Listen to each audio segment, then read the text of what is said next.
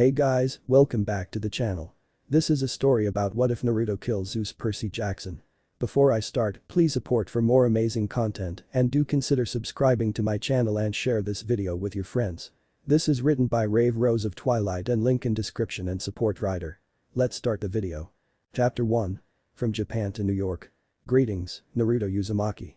I suppose an introduction is in order. My name is Naruto Uzumaki. I'm 12 years old with sunny blonde hair and sky blue eyes. I was born in Tokyo, Japan, but thanks to my dad, my mom and I were able to become American citizens and now we live in New York, New York. Now, a lot of you are about to ask who my dad is and what makes him so special that he could get my mother and I to become American citizens so quickly. To tell you the truth, I don't know. I never knew my dad, or rather, I never met him before. My mom, Kushina Uzumaki, always told me that he was a kind, good-looking man who always traveled on business trips that kept him away from us for long periods of time. Whenever I bring him up when I get curious about him, she would laugh and call him a flirtatious, womanizing flake with no aptitude for poetry. I'd always laugh because I know she loved him even after saying all those mean things about him. When she looked at me, she would say I reminded her of him. Same hair. Same eyes. Her little bowl of sunshine. That was her nickname for me when I was little. She taught me how to fight just in case I was ever bullied in school. She was actually really cool like that. She taught me a lot of things growing up that I didn't quite understand her reasoning for, but I went with it if only to see her smile. She took me to martial arts class after I accidentally beat the living hell out of a kid for picking on one of my friends named Grover Underwood because he was helpless and a cripple. Needless to say, I was the best in my class. After the third grade, Mom hired a private tutor to teach me how to play the violin and guitar. Again, somehow, my teacher said I took to music like a fish took to water and after a few lessons, said I would only need experience in order to become a member of a famous orchestra like the New York Philharmonic. Don't ask me how a single mother of one could afford to send her son to martial arts classes and hire a private tutor in New York, afford to live in a studio apartment and send him to a boarding school while working for the Department of Transportation. I think my dad may have left her a small fortune before having to leave us for his business. At least, I would like to think he cared that much about our welfare. Today, I'm on a field trip to the Metropolitan Museum of Art for Mr. Brunner's 6th grade Latin class with Mrs. Dods, our math teacher at Yancey Academy, as the chaperone. Grover Underwood and I were hanging out with our other friend, Percy Jackson, as Mr. Brunner, the wheelchair-bound teacher, began lectures about the various pieces of art as we passed them by. However, I quickly noticed that our next destination was the Greek mythology display. I couldn't keep my excitement in check as we entered the room. It was midday when a group of chattering, noisy children led by two teachers. One, Mr. Brunner, a Caucasian teacher bound to a wheelchair with thick wavy brown hair and matching beard, was trying his hardest to explain to the class about certain artifacts, while the other, Mrs. Dods, a wrinkly old woman wearing clothes that reminded everyone of the things grandmothers wore in the 60s with a purse to match, seemed to glare intensely at Percy Jackson. One of the only 3 students trying to pay attention to Mr. Brunner's lecture. Beside Percy Jackson were his 2 best friends, Grover Underwood, a young African-American boy with curly brown hair and what looked like a soul patch that gave him an appearance that he was older than his record stated, who was walking on a pair of steel crutches to his right, while Naruto Uzumaki, a young boy who was admittedly short for his age at a measly 4 feet 8 inches tall, with bright golden blonde hair and eyes so blue they looked like they were crafted right out of the clear blue sky, was on his left. Naruto often stuck up for Percy and Grover when it came to bullies, like one Nancy Bobafett. Nancy Bobafett is many things. Good-looking, to her friends. Perfect to her friends, parents, and every teacher in the school save Mr. Brunner. But there was one thing that only Naruto, Percy, and Grover agreed on. Nancy Bobafett was a grade A bitch. She would always pick on Grover out of the 3 because he was least likely to break your face or fight back and most likely to cry if you picked on him enough. It was as she was launching peanut butter and ketchup wads at Grover's curly hair that Naruto had enough. He calmly walked over with an overly sweet smile on his face, ripped the sandwich and packets of ketchup from Nancy's hands, and threw it in the trash before spitting a massive loogie on it to prevent her, or anyone else, from willingly picking it up. "If you throw one more thing at Grover, I'll turn you into one of these exhibits, Bobafett," he said, causing the girl and her red hair to pale several shades before going back to his friends. "Thanks for that," Grover said with a sad tone to his voice before Naruto gave him a noogie, dislodging any more of the brown and red lunch from his hair before patting him on the back with a brilliant smile that could blind anyone who looked at it. "It's all good, Grover," he said reassuringly. "We've known each other for a while now. I'll always have your back." Grover smiled brightly in response. Something about Naruto just made you want to smile and look at the world in the best light possible. Like you couldn't avoid being his friend. He was incredibly charismatic when he needed to be and incredibly violent when he wanted to be or when someone was dumb enough to threaten his friends. As they made their way into the Greek exhibits, Mr. Brunner had just gotten through grilling Percy about the story of the Titanomachy started, how Zeus and the first generation of Olympians had defeated their father, Kronos, and the other titans, with the exception of their mother, Rave, and cast them down to face their punishments, as well as demigods, and how they were born from the relations between the Greek gods and mortals. Kronos had been cut into thousands of pieces and his immortal body scattered throughout Tartarus. Then, Nancy Bobofit made a sarcastic remark about how knowing about how Kronos ate his kids and started the war between titans and gods would matter in real life. Well, Mr. Uzumaki, how would, to paraphrase Ms. Bobofit's question, this information be useful in real life, Mr. Brunner asked. Naruto looked pensive for a moment before saying something he had no idea why he said in the first place. Well, there are no stories about how the gods died, so one can only assume that they still live and continue to give birth to new demigods, even in this day and age. For all we know, the person or people standing right next to us could be demigods, for all we know. Mr. Brunner and Grover looked at him with analytical eyes, but he chuckled, as if recalling a joke to himself. But that's just wishful thinking. I suppose if we were to go to Greece and try to get a job in a museum or as archaeologists, the information and knowledge would help us, but outside of that, I can't think of much else. Indeed, Mr. Brunner said carefully. Anyway, a full credit to Mr. Jackson and Mr. Uzumaki. Now, seeing as it is almost noon, Ms. Dodd will escort you all to the pavilion to eat your lunches. Percy and Grover were about to leave when they saw Naruto staring at one of the statues in the corner. Turning around, Naruto gave them a soft smile and waved them off before walking closer to the statue. He didn't know how long he'd been staring at it, just that he felt some kind of connection to it. That statue is of Apollo, the Greek god of the sun, music, poetry, and medicine, you know, called Mr. Brunner from behind him, startling the young boy slightly. I know. Do you feel some kind of connection to that statue? Mr. Brunner pressed. Naruto chuckled to himself. Nah. It's just he seems kinda flaky to me. Mr. Brunner waited for something to happen, but the only thing he noticed was that the sun shone a bit brighter. I see, he said calmly. I believe Mr. Jackson and Mr. Underwood are waiting for you in the cafeteria. Wouldn't want to keep them waiting. Naruto walked back to his friends without another look back at the statue. As soon as they sat down, Naruto pulled out what had to be the strangest lunch ever created. It was a miso-flavored ramen sandwich with jalapeno ranch mayo and provolone cheese on whole wheat bread. Without hesitation, Naruto quickly dug into his sandwich with gusto that not even Percy or Grover had seen from anything remotely human. A part of them were disgusted, but another part was intrigued at how Naruto, in spite of eating like a pig, was still a relatively clean eater. The trio were enjoying themselves, often chatting about some random subject or another, when Nancy Bobofit walked over to them, pretended to trip, and tossed her entire lunch in Grover's face. Percy went to stand up, but Grover placed a hand on his shoulder and practically forced him to sit back down. Naruto, on the other hand, had just about enough and reached for one of Grover's crutches while looking the smug bitch directly in the eye, causing her to pale and hightail it to the fountains. I'm going to kill her, Percy growled, causing Naruto to nod in agreement. It's times like these that I hope karma hits her before I do, the blonde said harshly. People like her aren't worth getting worked up about, guys, Grover chimed. That didn't stop Percy and Naruto from glaring at the Redeed with every intention on watching something horrible happen to her. Unknown to them, a strange feeling made itself known to the two and without warning, they watched as Nancy screamed, putting her hands over her eyes before something pushed her into the fountain. Several students were gaping at the sight as Nancy stood back up, her clothes thoroughly soaked, before glaring at the three and pointing at them. Mrs. Dods. Naruto pointed a laser pointer in my eyes, and Percy shoved me into the fountain. Karma bites, doesn't it? Naruto called out to Nancy. I wish I could say I did point a laser pointer in your eyes, but I didn't bring one on the trip with me. Unlike you, I was more interested in learning than making the lives of every student on this trip as miserable as possible. And I know for sure that Percy was eating lunch with me and Grover across the building from where you were. So why don't you just tell the truth for once and admit you slipped on a puddle of water rather than blame us for something we couldn't have possibly done? Either Mrs. Dodds didn't hear or didn't care because she immediately pulled the two aside, muttering about being disrespectful on a class field trip and bullying innocent students for some reason. Mrs. Dodds absolutely loathed Percy and took every chance to make his school year as miserable as Nancy, if not more so since she was the pre-algebra teacher.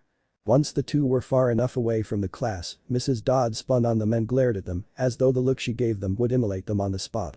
You two have been making trouble for us, she growled out harshly. Well. Ma'am, Percy started before Naruto interrupted him. We have no freaking idea what the hell you're talking about, Naruto said flatly. "Return what you stole and you will suffer less pain," she screamed, having seemingly disappeared and reappeared atop the scaffolding near one of the exhibits that was being worked on. Time's up. Where Mrs. Dodds once stood, now something reminiscent of nightmares was waiting. Mrs. Dodds had somehow turned into a massive ugly-looking bat-like creature with talons where her nails once were and thick, leather wings where her jacket used to be. Naruto's and Percy's eyes widened in a combination of shock, awe, and fear as they looked upon the massive leather and dagger-like talons. "Percy?" Naruto asked hesitantly, not taking his eyes off the creature. "Are we dreaming the same dream?" "I don't think we're dreaming at all, Naruto," Percy replied. "Gods damn it," Naruto cried, absently forgetting he said gods instead of God. "She's going to kill us if we don't get the hell out of here." "But ho, boys," called the familiar voice of Mr. Brunner as he waved a bronze pen over his head along with a small bronze ring. "Catch." As the bat creature that was formerly known as Mrs. Dodds dove, Percy uncapped the pen, watching as it turned into a sword while Naruto put the ring on his right ring finger before watching it turn into a compound bow with a small quiver of 6 arrows. Naruto quickly knocked an arrow and released it into one of the creature's wings, while Percy reacted naturally and bifurcated Mrs. Dodds cleanly, only to watch her disappear in a fine golden dust as 2 talons fell to the ground dully. Naruto hurried and picked them both up before pocketing them, while Percy tried to regain what felt like the shattered remnants of his sanity. Percy turned quickly toward Naruto, watching as both of their weapons began turning back into the ring and pen respectively. "Did that really just happen?" Percy asked. Naruto nodded. "It had to," the blonde teen replied. "But I think the real question here is what the hell happened, what did Mrs. Dodds turn into, and how are we still alive after that?" Much to their own chagrin, neither could come up with an answer. It got even weirder when Nancy Bobofit approached them with a nasty smirk dancing on her lips. "I hope Mrs. Kerr whooped your butts." Percy was about to say something when Naruto snorted. "After we showed her that I didn't have a laser pointer on me and Percy was with Grover and I eating lunch, she let us go with a warning. But believe me. You won't be so lucky when karma comes back to chew on your ass some more, you prissy little brat. Your daddy's money may buy you friends at the school and keep you out of trouble, but you will end up in a situation where daddy won't be there to help you, and I'll laugh my ass off when that day comes." But that said, the students filed back onto the bus, but not before Mr. Brenner took back the ring and pen and said something. "I see you found my lucky ring, Mr. Uzumaki. Thank you for returning it to me. I've been looking for it everywhere. And as for the return of my pen, Mr. Jackson, please bring your own writing utensil in the future." While Percy was asking around about their former pre-algebra teacher, Mrs. Dodds, and getting looks like he was crazy, Naruto was busy observing their reactions to his constant questions. While almost every student seemed to genuinely not know who Mrs. Dodds was or that she even existed in the first place, Grover clearly knew something he wasn't telling. The same could be said for Mr. Brunner, though he clearly hid his reactions much better than their friend. After days of trying to trip someone up and being told they had a major test coming up, Percy and Naruto were in Percy's dorm room reading their Latin books. Naturally, their dyslexia was severely crippling their attempts at studying, though Percy's growing frustration certainly wasn't helping. Rather, it was making his dyslexia act up even more than usual. Just as the green-eyed boy was about to chuck the book at the wall, Naruto placed a reassuring hand on his friend's shoulder and gave him an understanding smile. "I know that the whole Mrs. Dodds trying to kill us killing Mrs. Dodds, and nobody even remembering she existed thing is getting to you, but you have to try and calm down," Naruto said soothingly. "The letters just keep jumping off the page and mixing around with one another. I can't even tell you the difference between Chiron and Charon. Chiron is a centaur who was granted immortality to help train the children of the gods and goddesses to become heroes. Charon is the ferryman of the dead who resides in the underworld," Naruto said with a chuckle. "If that still confuses you, Chiron the trainer has an I, while Charon the ferryman has an A." Percy still looked at him as though he had just grown another head in front of his very eyes. Naruto sighed tiredly. "Mr. Brunner is pretty cool about helping his students out. If you want to, I'll go with you to visit him." "Alright." Percy nodded and smiled at his friend before the two took off to Mr. Brunner's office. As the duo got closer to the Latin teacher's office, they could hear a familiar voice coming from within the doors. Naruto motioned to just outside of the door's window to overhear the conversation from. "Worried about Naruto and Percy, sir," came the voice of their friend Grover. Another voice came forth, probably Mr. Brunner, but he was whispering something the two could barely make out. Pressing their ears to the door, they could hear Grover begin to reply again. "Alone this summer. I mean, a kindly one in the school. Now that we know for sure, and they must know something is wrong now. We would only make matters worse by rushing them," Mr. Brunner replied. "They both need time to mature." "But they may not have time," Grover said adamantly. "With the summer solstice deadline coming." It will have to be resolved without them, Mr. Brunner stated calmly. Let them enjoy their ignorance while they still can. They saw her. Their imagination, the Latin teacher reminded him pointedly. The mist over the students and staff should be enough to convince them of that. Sir, I can't fail in my duties again, Grover implored to the teacher. You know what that would mean. You haven't failed in your duties, Grover, Mr. Brunner said reassuringly. For now, let's worry about keeping Percy and Naruto alive until fall. As soon as Percy heard the part about keeping them both alive, his Latin book slipped through his fingers and landed on the floor, alerting the two in the room to a presence nearby. Naruto picked up the book and dragged Percy up the stairwell, where they flattened against the wall. Once they were sure the teacher and Grover were gone, they hightailed it back to Percy's dorm before shutting the door quickly. Percy looked over at Naruto, his nerves were clearly shaken by the conversation. What do you think they meant by keep us alive until the fall, Naruto? The blonde bit his bottom lip anxiously before muttering a small, silent curse. I don't know, but I don't like being kept in the dark about things that involve my well-being. Naruto swore again under his breath before the tension seemed to ease its way out of his body. For now, we should just stay alert. Keep an eye out for anything that seems off like Nancy Bobofit being nice to you, me, and Grover. Percy chuckled a bit at the joke. He couldn't be more thankful to have a friend like Naruto around. He could put people at ease with a smile and a few kind words. He always spoke his mind and was, though completely unaware of it, the most blunt person you could ever meet. If he thought you were an idiot, he would just up and say it rather than sugarcoat it like others would. For that, Percy often blamed and thanked his mother, depending on the circumstances surrounding his bluntness. Thanks, Rudo, Percy stated in a calmer tone. I needed that. Naruto grinned and gave Percy a thumbs up. No problem, Perce. For now, let's just get back to studying and put this whole deal with Mr. Brunner and those kindly ones on the back burner. The following day, Naruto and Percy walked out of Mr. Brunner's Latin class with frowns on their faces. While Naruto was confident he passed, albeit with a low grade. Percy was complaining about the words looking like alphabet soup when he tried to answer them to the best of his ability. Mr. Jackson, came the voice of Mr. Brunner from the doorway once the last student had gone to the next class. Mr. Uzumaki. May I speak with the two of you alone for a moment? Percy looked hesitant, though that may be because the conversation from last night was still fresh in his mind. Naruto put a reassuring hand on Percy's shoulder as the two walked back into the classroom with a wheelchair-bound teacher with the scruffy brown hair and beard. What did you want to talk about, Mr. Brunner? Naruto asked cautiously. Naruto, Percy, he started, seeming slightly awkward as he tried to pick the best words to use. Don't be discouraged about having to leave Yancey. It's for the best. Percy looked like he wanted to object to look offended. Naruto simply sighed in what could only seem like resignation. I understand, Mr. Brunner, Naruto said. What I mean is that this isn't the right place for you. It was only a matter of time, he said. This time, Percy did look offended and Naruto couldn't blame him. Of course, he could hardly blame Mr. Brunner either. He was clearly not the best in the world when it came time to delivering bad news without making it worse. No, Mr. Brunner said angrily at himself. Confound it all. What I'm trying to say is that neither of you are normal. That's nothing to be. Thanks, Percy said abruptly. Thanks a lot, sir, for reminding me. But that said, Percy stormed out the door while Naruto took his hand and rubbed a bridge of his nose. Percy? Don't worry about him, Mr. Brunner, Naruto said calmly. I know you were trying your best to make him feel better. Thank you for your patience, Naruto, the teacher said. Naruto frowned slightly.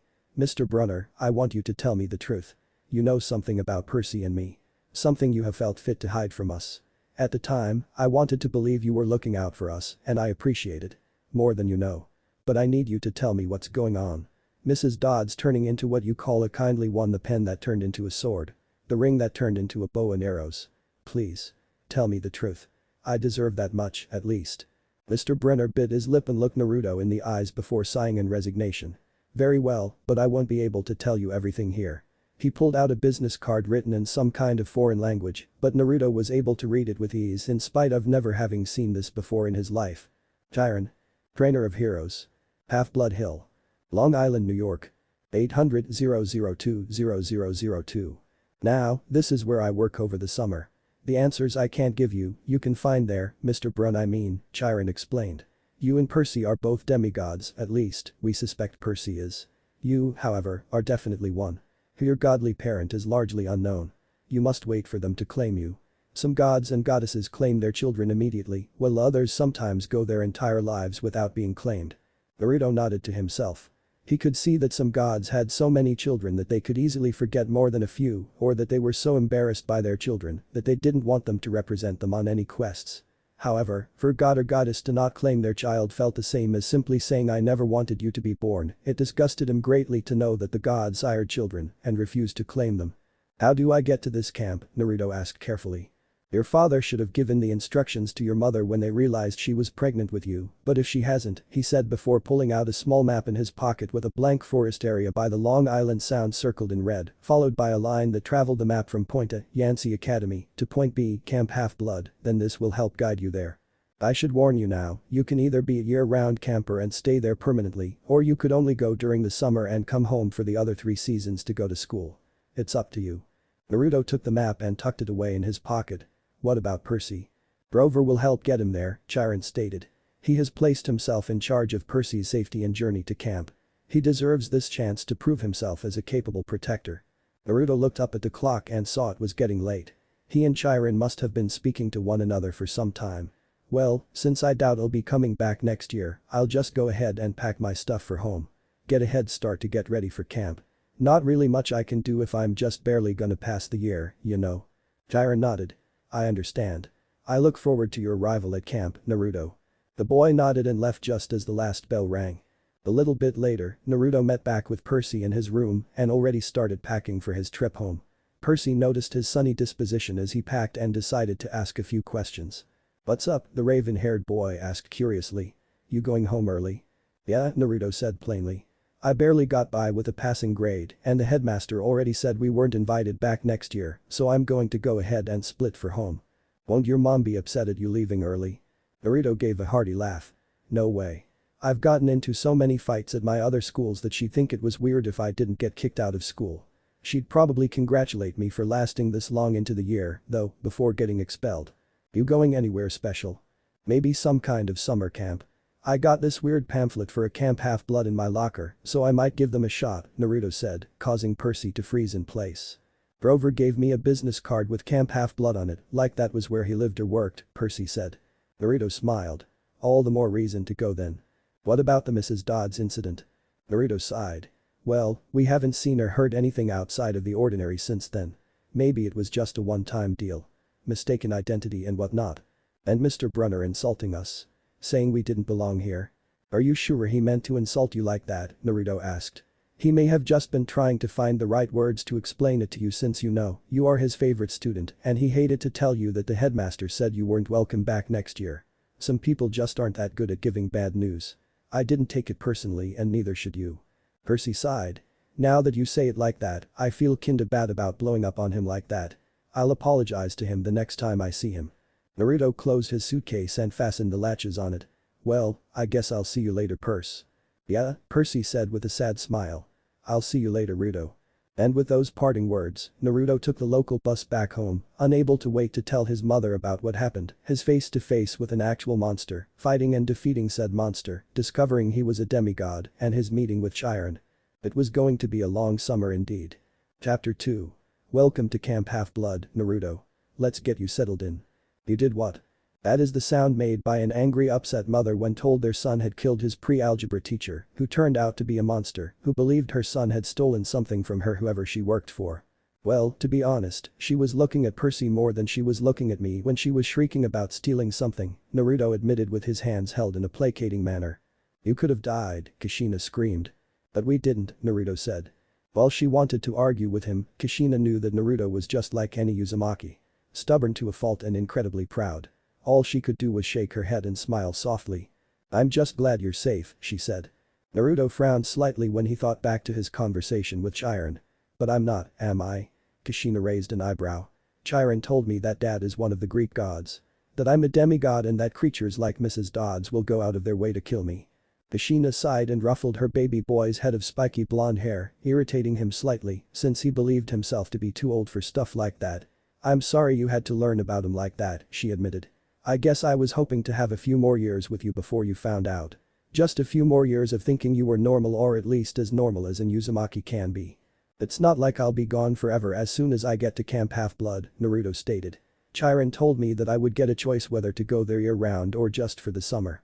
I can train during the summer and come back to go to school or just spend time with you." Kushina shook her head.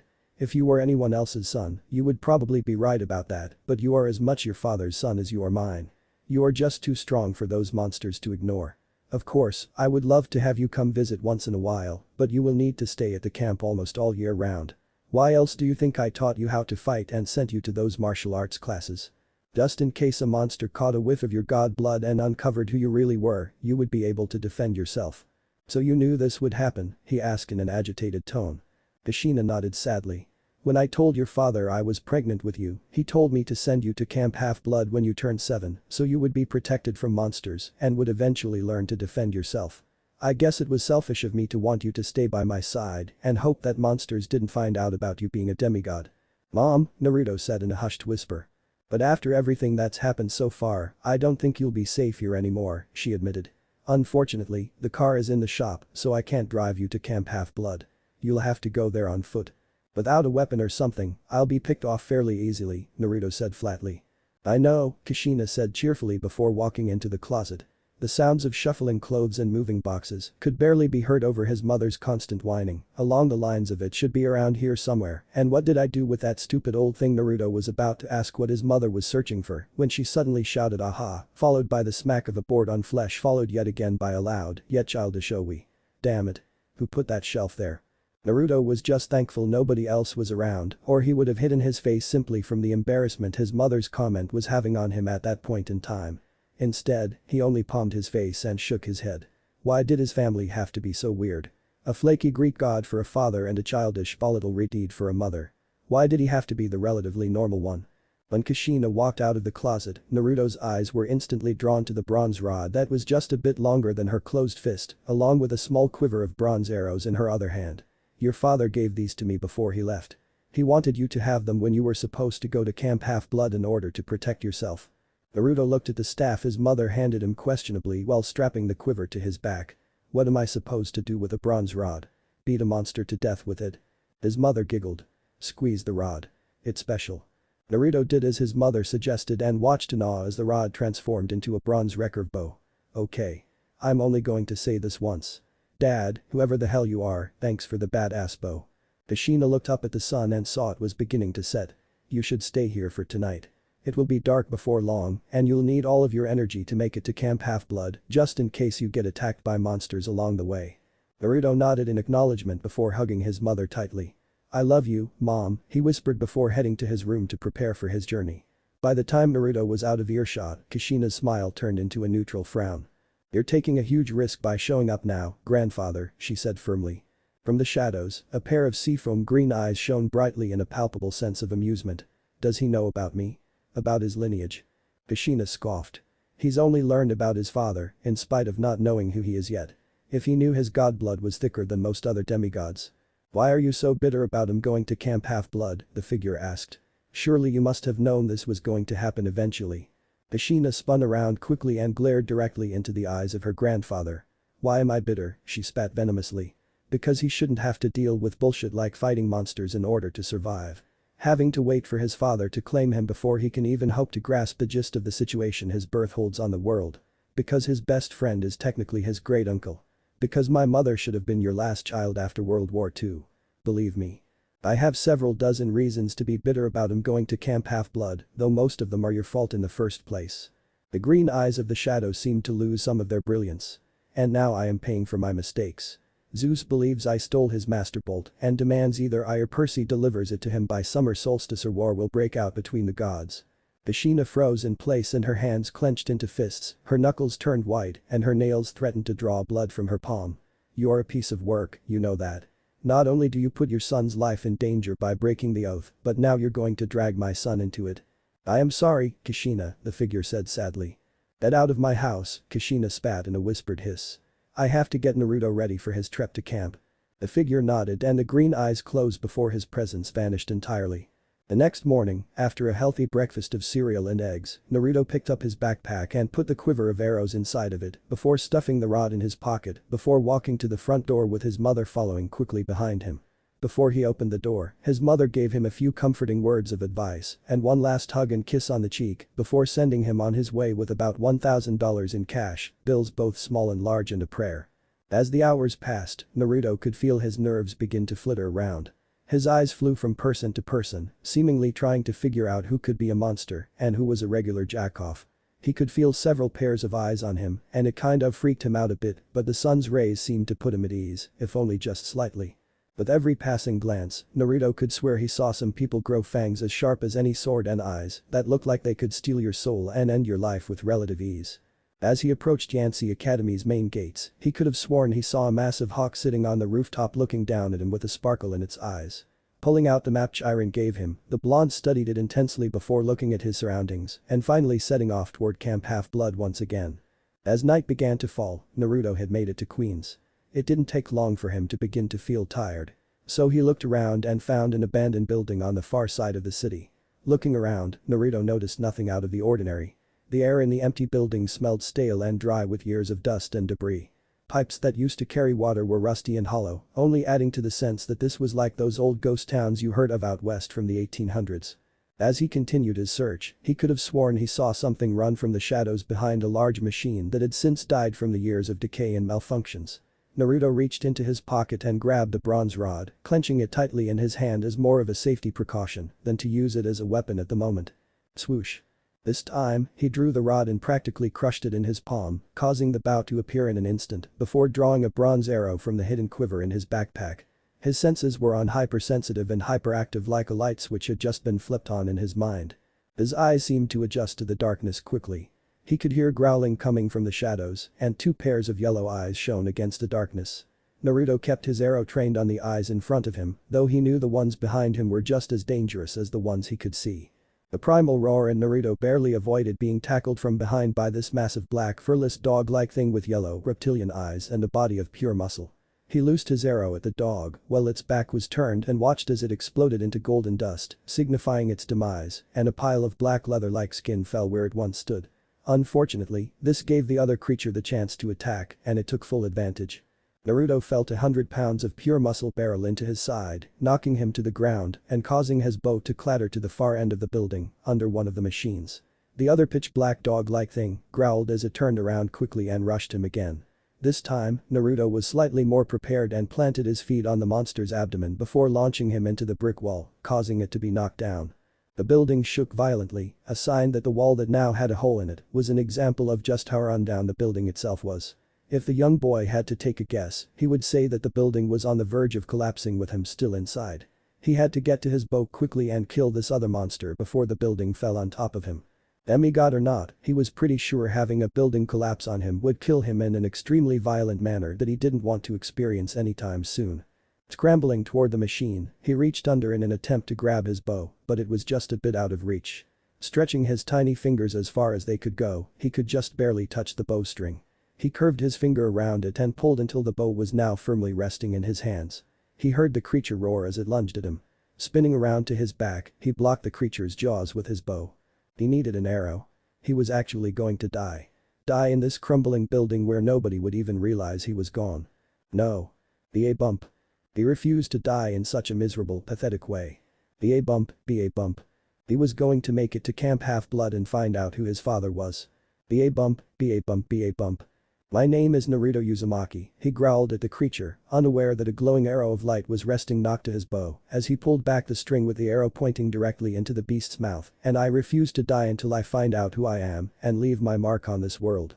With that, he loosed the glowing arrow into the creature's mouth, causing it to explode in a shower of golden dust, but it didn't stop there.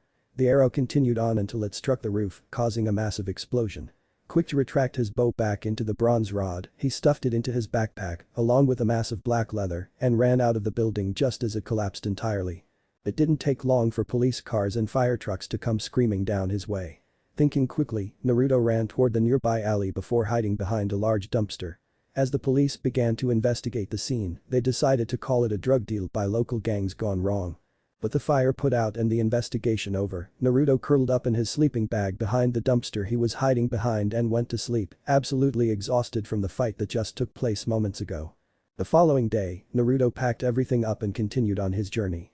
Within a few minutes, Naruto found himself at a local diner where he got some breakfast and found someone who would give him a ride to wherever he needed to go. When he said he was heading to a camp close to Montauk, she informed him that she too was heading there after work for a week-long vacation. Her name was Kurina Yuhi. She wore a waitress's uniform similar to those old-school diner uniforms and had long brown hair and ruby red eyes that mesmerized him. She was nice enough.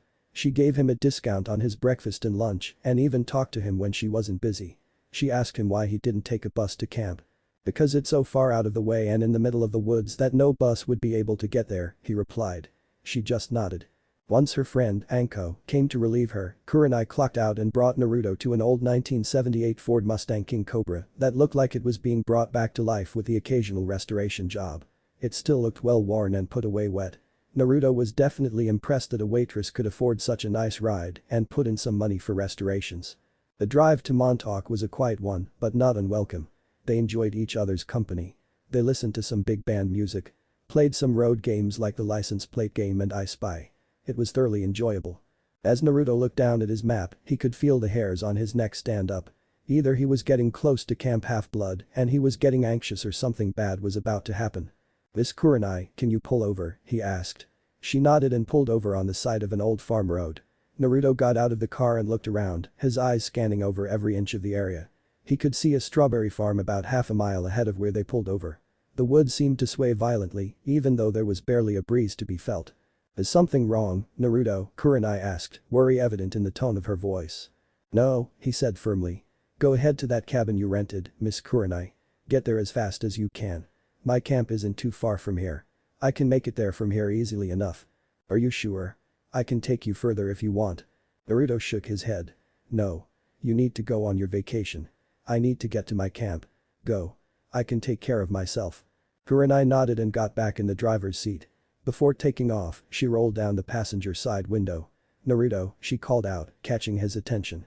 "Even if you don't believe in the gods, never forget that they will always believe in you." But that said, Kurenai drove off down the street, a trail of dust flying behind her car. Mere moments after the smallest gust of wind blew away the dust and Kurenai and her car were gone. Naruto drew his bronze rod which turned into a bow with a flick of his wrist and a tightening of his grip.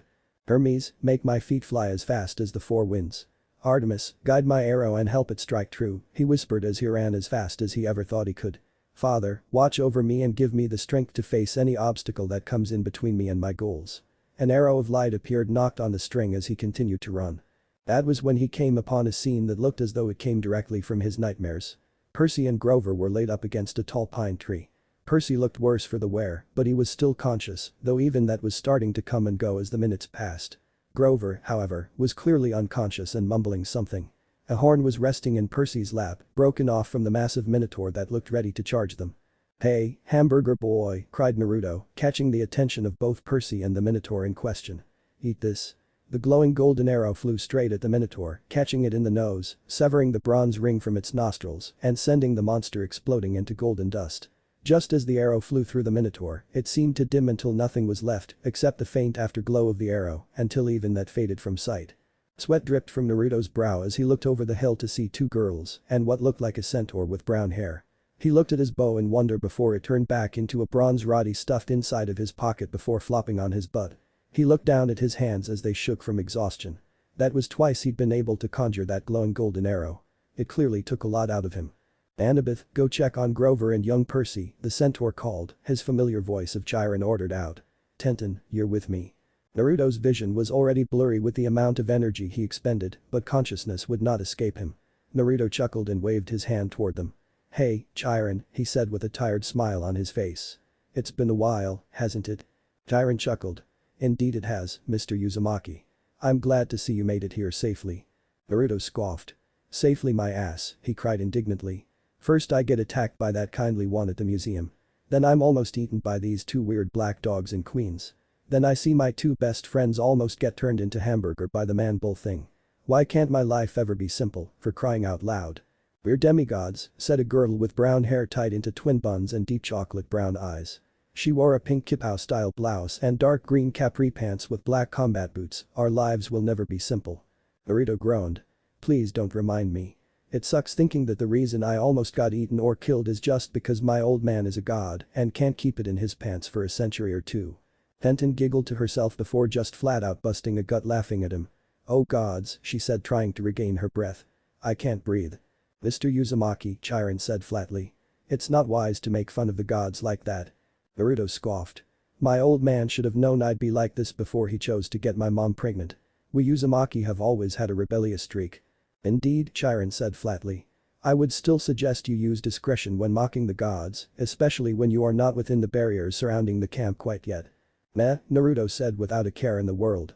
Tenten put an arm around Naruto's shoulder, almost knocking him flat with her surprising strength considering her lithe frame. "I can just tell that we're gonna be great friends." Naruto chuckled and scratched the back of his head sheepishly. "So what happens now?" "For now, we should get Grover and Percy to camp to receive medical attention," Chiron informed him. "Following a checkup of your own, Tenten will give you a tour of the camp. Afterwards, if you still haven't been claimed by your father, you will be assigned a bunk in Hermes' cabin until you are claimed. However, if your father is one of the minor Olympians, you can be sponsored by one of the 12 Olympians to stay in their cabin." Naruto sighed. "Great. Just wonderful. How long does it usually take for a parent to claim their child?" Chiron looked away, and Tenten looked rather interested in the bronze bar sticking out of Naruto's pocket ever so slightly. Naruto felt a weight suddenly strike his head as his eye twitched angrily. "Tell me that everyone is claimed." Again, the two decided that something else was suddenly more interesting. Why can't anything be simple anymore? If you can't keep it in your pants and get pregnant or get someone else pregnant, at least have the testicular fortitude to claim your children. Tenten grinned while Chiron rubbed his forehead as though stricken by a sudden migraine. "Yeah. We're definitely going to be best friends," Tenten said with a chuckle. "Let's just get you three to the infirmary before the gods decide to strike us down with extreme prejudice," Chiron groaned before hoisting Percy on his back, while Annabeth got Grover and Tenten helped steady Naruto before they headed off to the campgrounds. It only took them half an hour to reach the camp. Grover was taken by other satyrs, while Annabeth helped Chiron set Percy down on a bed, while Naruto just sat down on the one next to him. Percy was observed first since he looked to be in far worse condition than Naruto. The nurse said he broke a few ribs from the blow the Minotaur gave him in combination with the concussion he sustained from hitting the tree. Otherwise, he would be alright after some bed rest and some nectar and ambrosia. Naruto, surprisingly enough, was only suffering minor exhaustion from using his powers too much after awakening them. What his powers were, she had no idea. Neither did Chiron, Annabeth or Tenten since they arrived after he used it. Thankfully, nobody asked him to try to use them. He wasn't sure he was willing to stay in the hospital longer if one more use would put him in a similar state as Percy.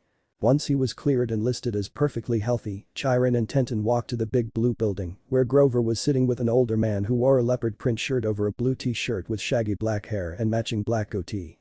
They were playing cards, pinochle, if Naruto were to hazard a guess. When Grover spotted Naruto walking alongside Chiron and Tenten, he ran up to him and hugged the boy, thanking him for saving both his and Percy's lives from the Minotaur. Naruto waved off the praise with a blush. "Chill out, Grover," Naruto said, scratching the back of his head and trying to hide his embarrassment from everyone. "I'd do it for any of my friends, Grover. It's not that big a deal." "You killed Pasiphae's son," exclaimed Tenten and Grover simultaneously. "Do you know how many demigods wished they had that same opportunity?" "It's not that big a deal," Naruto stated firmly. "I'm sure that if I hadn't shown up, Percy would have been able to deal with it just as easily as I did." "Don't sell yourself short, Naruto," Chiron stated with a gentle smile. "For someone who has yet to be trained in any form of combat aside from your martial arts, you did incredibly well." Naruto pulled out the bronze rod and clenched it in his hand, causing it to expand into its full bow form. "I don't know why, but when I was shooting those black dogs in Pasiphae's son with my bow, I just felt like everything I needed to know was downloaded into my head. Like I knew what to do and how to get it to do what I needed it to do on pure instinct." Chiron nodded. "Some demigods here have claimed something similar when they were handed a weapon their godly parent was known to wield. It isn't a rare occurrence, but it is far from common as well." "Hold on a moment," called Grover. "Black dogs." Naruto nodded and pulled the black leathery hide from his backpack. "When I killed one, this fell from it. The other dog dropped a tooth." Grover didn't even need to inspect the hide to know what Naruto had faced, and his chocolate skin paled several shades lighter. "You fought and killed 2 hellhounds. Where?" "Queens," Naruto informed them. "I found this abandoned building with loads of old machines in it. Once my eyes got adjusted to the dark, I thought I saw something darting between the machines. A few minutes later, I was ambushed by the 2 bastards. With some quick thinking and a moment where I almost had my face chewed off, I killed them both, resulting in a minor incident." "You call demolishing an old newspaper factory a minor incident," called the man wearing the leopard print shirt. I didn't get caught and the police thought it had to do with drug dealers, Naruto said, placing a hand against his chin before grinning madly. Yeah. That sounds relatively minor when compared to some of my more daring exploits back when I thought I was a normal human. Like the time you blew up the principal's desk in the 4th grade, Grover complained with a bleeding sound at the end. Or the time you managed to give the biggest bully in the 3rd grade an atomic wedgie before hanging him by his underwear from the flagpole. It took firefighters hours just to get him down without making the situation worse than it already was. That was then. This is now, Naruto said quickly, trying his best to change the subject. Now, what is this place? I know it's a place for demigods, but aside from that, I'm pretty lost. Well, at least you aren't as stupid as some demigods who come here, the scruffy-looking man said. First, I believe I should introduce myself. I am Mr. D. The camp's director. Chiron here is the activities director. Camp Half-Blood is a place where demigods come to train, take on quests, and live their lives as normally as possible within the safety of the barrier while continuing to train. The demigods are divided into 12 cabins signifying the 12 Olympians. New arrivals will typically go to Hermes' cabin, cabin 11, until their godly parent claims them, Mr. D stated firmly. If your parent is from one of the 12 major Olympians, they will be sent to that god or goddess's cabin. If your parent is one of the minor Olympians, the counselor of one of the major 12 can sponsor you, and you will be allowed to live there if the vote is unanimous enough. If no counselor sponsors you, you will live in Hermes' cabin, since he openly accepts demigods in his cabin, even if they aren't his children. Naruto nodded, taking all of the information in before turning to Tenten. So who is your godly parent? Tenten smiled. Hephaestus, the god of the forge. His children live in cabin 9. We forge all of the weapons and armor and repair any that is in bad shape. If anyone took care of their weapons and armor as much as my brothers and I do, we wouldn't need to keep the forges running 24/7. That's pretty badass, Naruto stated. Tenten nodded. Do you know anything about your godly parent, Naruto? Naruto shook his head. Not much. Just the things my mom knew about him. He was a flaky, womanizing, pathetic excuse for a poet. I've got his hair and eyes, though. Tenten shook her head. She had an idea about who Naruto's father was, but nothing concrete. Well, there are a ton of blue-eyed blondes who attend the camp. Most of them belong to Apollo, but I've seen some in several other cabins, though because you know your godly parent is your father, that takes a huge chunk out of the list of possible parents. The young boy nodded. For some reason, the thought of finally finding out who his father was filled him with both joy and fear. Would his father be proud of him? Would he be so ashamed of his very existence that he refused to claim him? Did his father even give a damn about him? He shook his head free from the dark thoughts and continued to follow Tenten as she guided him toward all of the cabins and eventually to the stables. As Naruto approached the stables with Tenten, something rang through his ears. He paused briefly and closed his eyes. Focusing only on his hearing, Naruto tried to hear the sounds coming from the stables. There was a lot of neighing, but one thing sounded off. There was another, far different sound coming from the stables. A yipping, if he had to guess. Naruto ran to the stables so suddenly that Tenten, who had been stunned by his sudden action, ran after him, shouting at him to stop or slow down. Either he didn't hear her or he was too preoccupied in finding the source of the sound that he continued to run straight toward the stables. As soon as he opened the barn door, he saw this crimson fox jumping between 2 horses, trying its hardest to get them to play with it. The horses seemed to ignore the tiny kid in favor of eating their hay. Naruto couldn't help but smile at the scene and giggle to himself. The fox stopped its frantic jumping and spun around to look at Naruto, with a feeling of fear waved over it. But before it could flee, it paused. His nose inhaled the scent of the young boy carefully. Hesitantly, it took a few steps closer and continued to take in the scent of the strange, smiling blonde boy. Tenten stood back, behind Naruto as he knelt down to the fox and offered it his hand. Warily, the fox walked up and sniffed his palm before happily yipping and rubbing its cheek against it. Naruto carefully picked up the fox and placed it on his shoulder before turning around to Tenten's shocked expression. Do you know what that fox is? Tenten said quite loudly. Naruto looked over to his new friend and scratched its scalp. Cute. Furry. Warm. It's a Tumeshan fox, she shouted. It was a great being that was destined to never be caught. If it makes you feel better, I technically didn't catch it, Naruto said flatly. Besides, I've always had a thing for animals. Dogs. Cats. Crows. I am generally well liked by the animal kingdom. That's not the point, she cried out. The original Tumeshan fox was sent to the stars and became Canis Minor. It should be impossible for him to exist right now. Naruto shrugged his shoulders. Maybe the original Tumeshan fox had kits who were, as its father, destined to never be caught. I mean, the gods and goddesses have kids all the time. Why not the Tumeshan fox? Tenten opened her mouth then shut it again before shaking her head. His logic made sense in some strange and twisted way. She just didn't want to think about it anymore.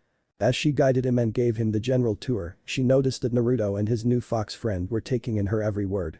Before long, the tour was over and Naruto was guided back to Chiron, who was now collecting several chips from Mr. D and Grover. Chiron and Mr. D looked up and gaped at the fox resting on Naruto's shoulder. Mr. D knew that fox well enough. He knew the progenitor of the fox's bloodline and was both stunned and mildly interested in what was going to happen since the Tumeshan fox had decided to appear back on the mortal plane once more. Regardless, the following years were bound to be interesting. Chapter 3. The New Kids at Camp. Percy wakes up. As Naruto and Tenten walked back to the big house, Naruto noticed that several of the girls were oogling the slightly tall boy with jet black hair and eyes as he attacked a training dummy with his ifos. "Who's that guy?" Naruto asked curiously. Tenten sighed. "His name is Sasuke Uchiha. He's a son of Nemesis, goddess of vengeance, balance, and retribution.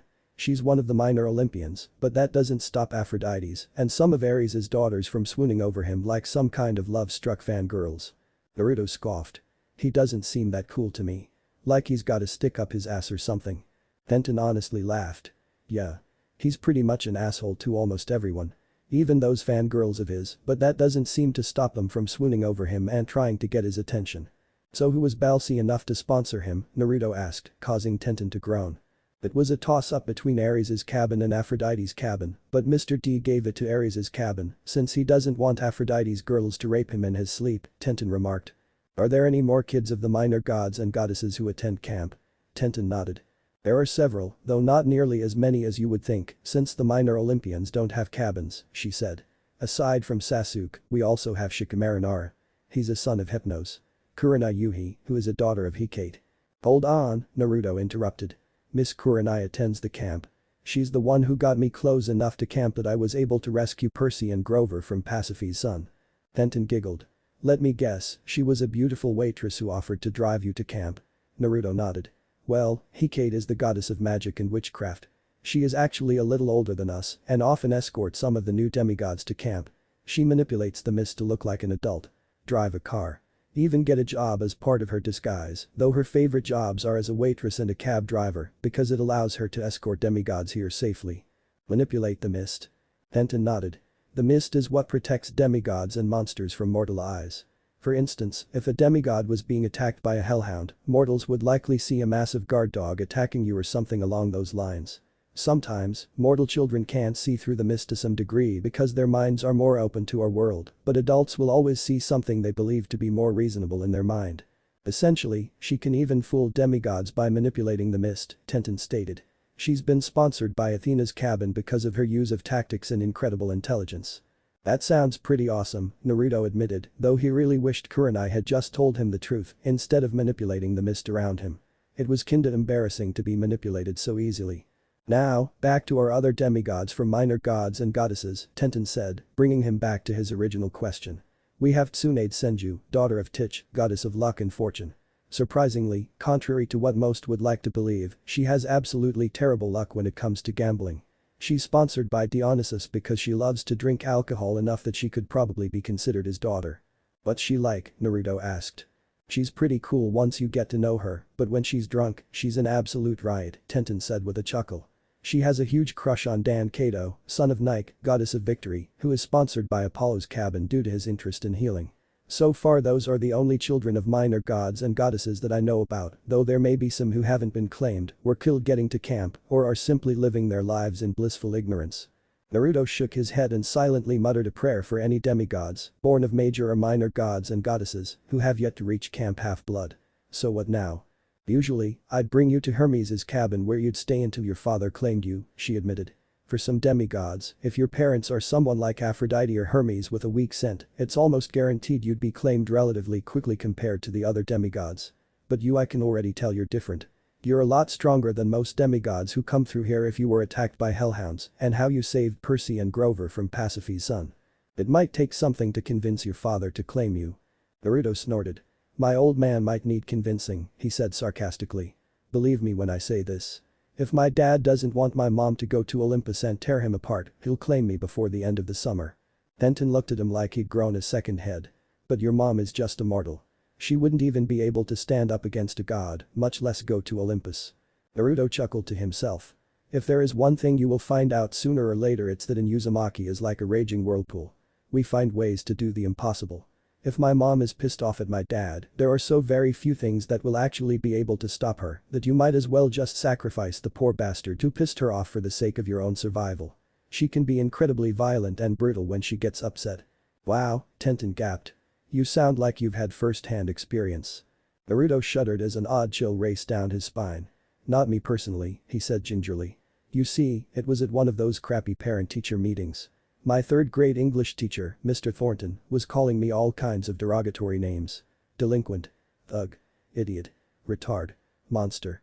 Well, eventually, after hearing enough of his slander, she walked up to his desk and, I shit you not, punched him in the face so hard that his head broke the chalkboard behind his desk. His nose broke.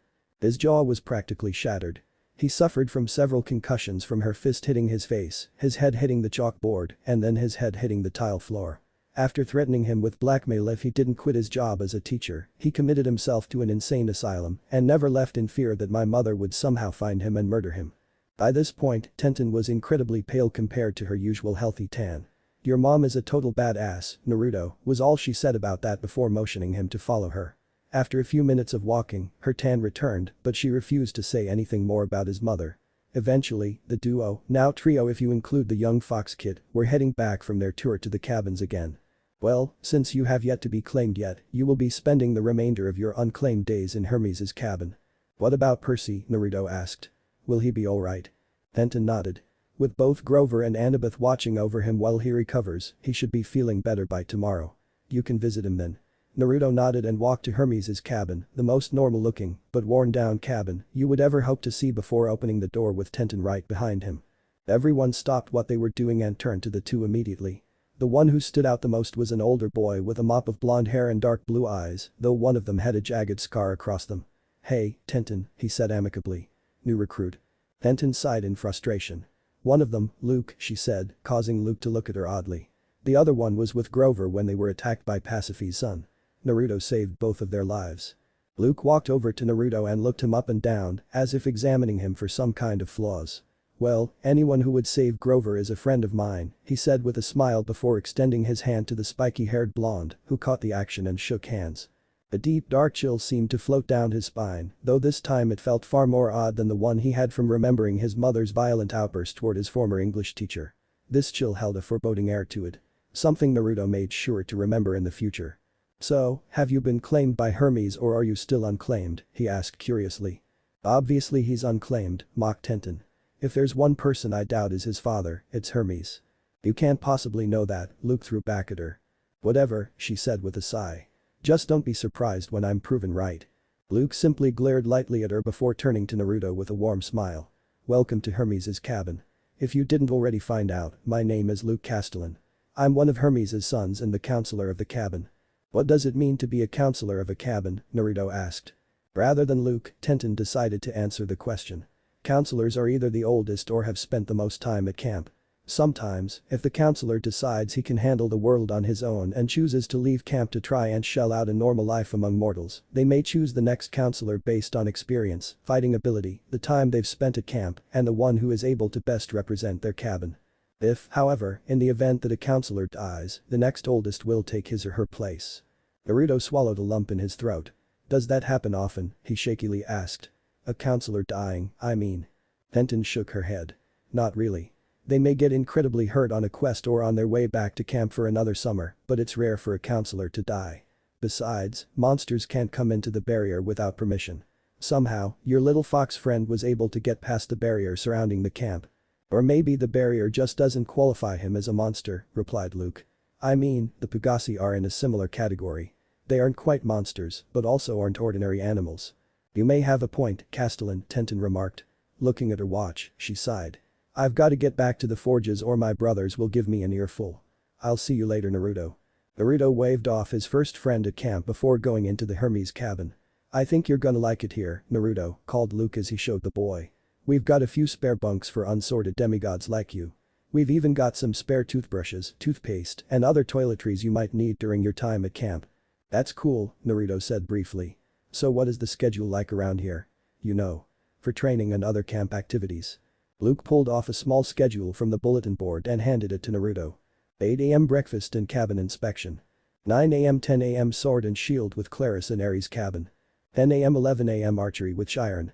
11 a.m. 1 p.m. winged horseback riding with Demeter cabin. 1 p.m. 2 p.m. monster assault techniques with Hermes cabin. 2 p.m. 4 p.m. free choice. Arts and crafts with Hephaestus cabin. Or canoe races with Naiads.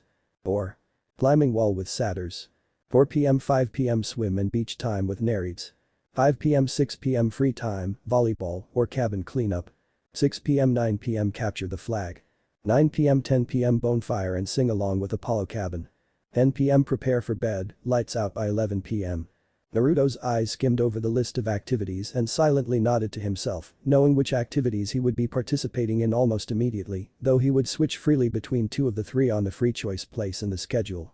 Canoe racing just didn't appeal to him. Looking at the clock on the wall, Naruto noticed that it was nearing 10 o'clock. I guess it's about time for archery. Yeah, Luke said almost lazily. As you might notice, not all of us Hermes kids are expert archers. The blonde boy simply nodded to himself before pulling out his rod and crushing it in his grasp, extending his bow to its full length. I'd like to think I'm pretty decent since this baby, a gift from my old man, helped me out when I got attacked on the way here. Luke's eyes went wide. You got that from your dad. How? Naruto shrugged his shoulders. He gave it to my mom when he realized I was going to be born. She gave it to me when I told her I was coming to camp. So far, it's taken down 2 hellhounds and Pasiphae's son. Hopefully, it will bring me the same luck during my stay here. Luke seemed to simply shrug it off. Well, we don't really have monsters come into the camp thanks to the barrier surrounding us. The only time one actually does show up is if someone decides to play a prank or one of the instructors thinks it would help us learn to fight by luring one into the forest. Otherwise, we don't really see them that often. Naruto nodded to himself as he scratched the Tumeshan fox that laid upon his shoulder, where it tried to sleep as peacefully as it could with all of the talking going on in the cabin. Within the span of about 30 minutes, Naruto and his pet friend Fox had gotten his small sleeping bag set up before heading to the archery range with the other residents of Hermes' cabin. Tyron was instructing a few new students in how to hold a bow properly and how to nock an arrow, while older, slightly more experienced students, such as those from Apollo's cabin, were either helping Chiron teach or competing against one another to see who could make the best shot. As Naruto approached the range, he was approached by a young man with blonde hair and brown eyes. "Who's the kid, Luke?" he asked curiously. Luke smiled at the youth. "His name's Naruto. Naruto Uzumaki. He's one of the 2 new campers who showed up after Pasiphae's son appeared. Still hasn't been claimed though. And this is my friend, Kurama," Naruto offered. The kid looked up at the youth lazily before going back to sleep. "It's nice to meet you both. My name's Lee. Lee Fletcher. I'm one of Apollo's sons and the counselor of Cabin 7. The 2 shook hands. "So, how did you get here?" As Naruto told his tale, excluding the glowing arrows of light he had somehow conjured, Lee, curious about the bow in question, asked Naruto to show him the weapon. Pulling out the bronze rod from his pocket, Naruto crushed it in his palm and summoned the bow.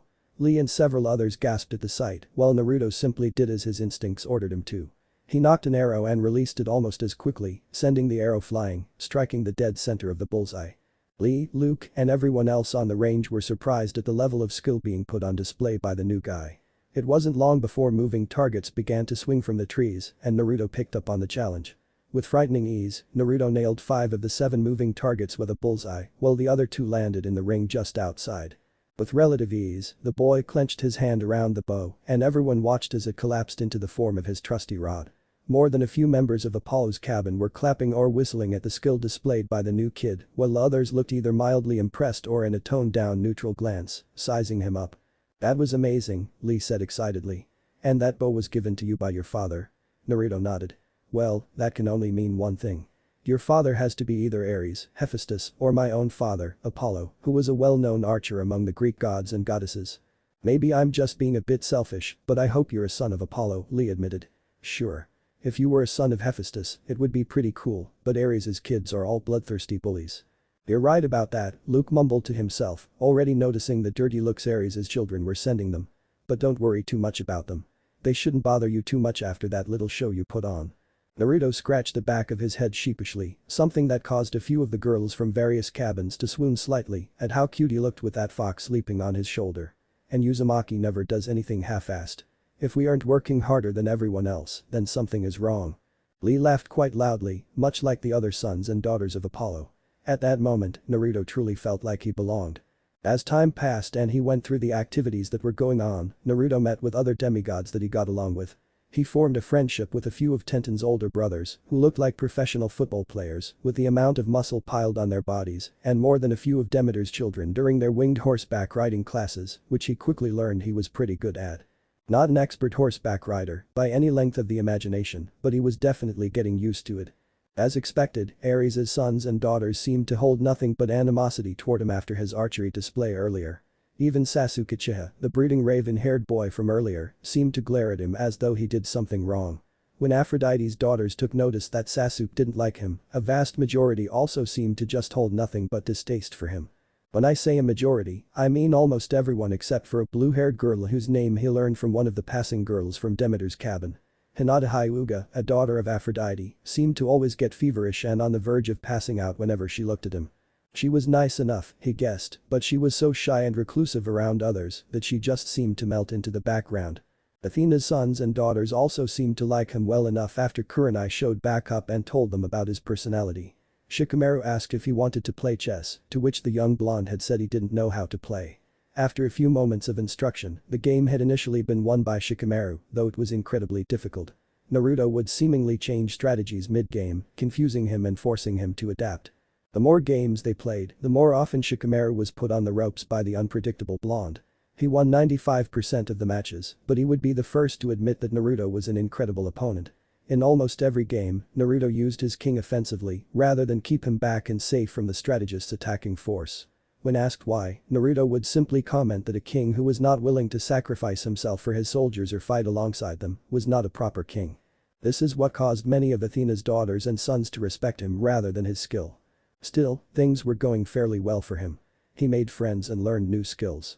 The next day, he got a somewhat rude awakening when Annabeth Chase, a young daughter of Athena, practically stormed through the door of Hermes' cabin and proceeded to drag him to the infirmary, where Percy was groggily waking up after his encounter with a minotaur.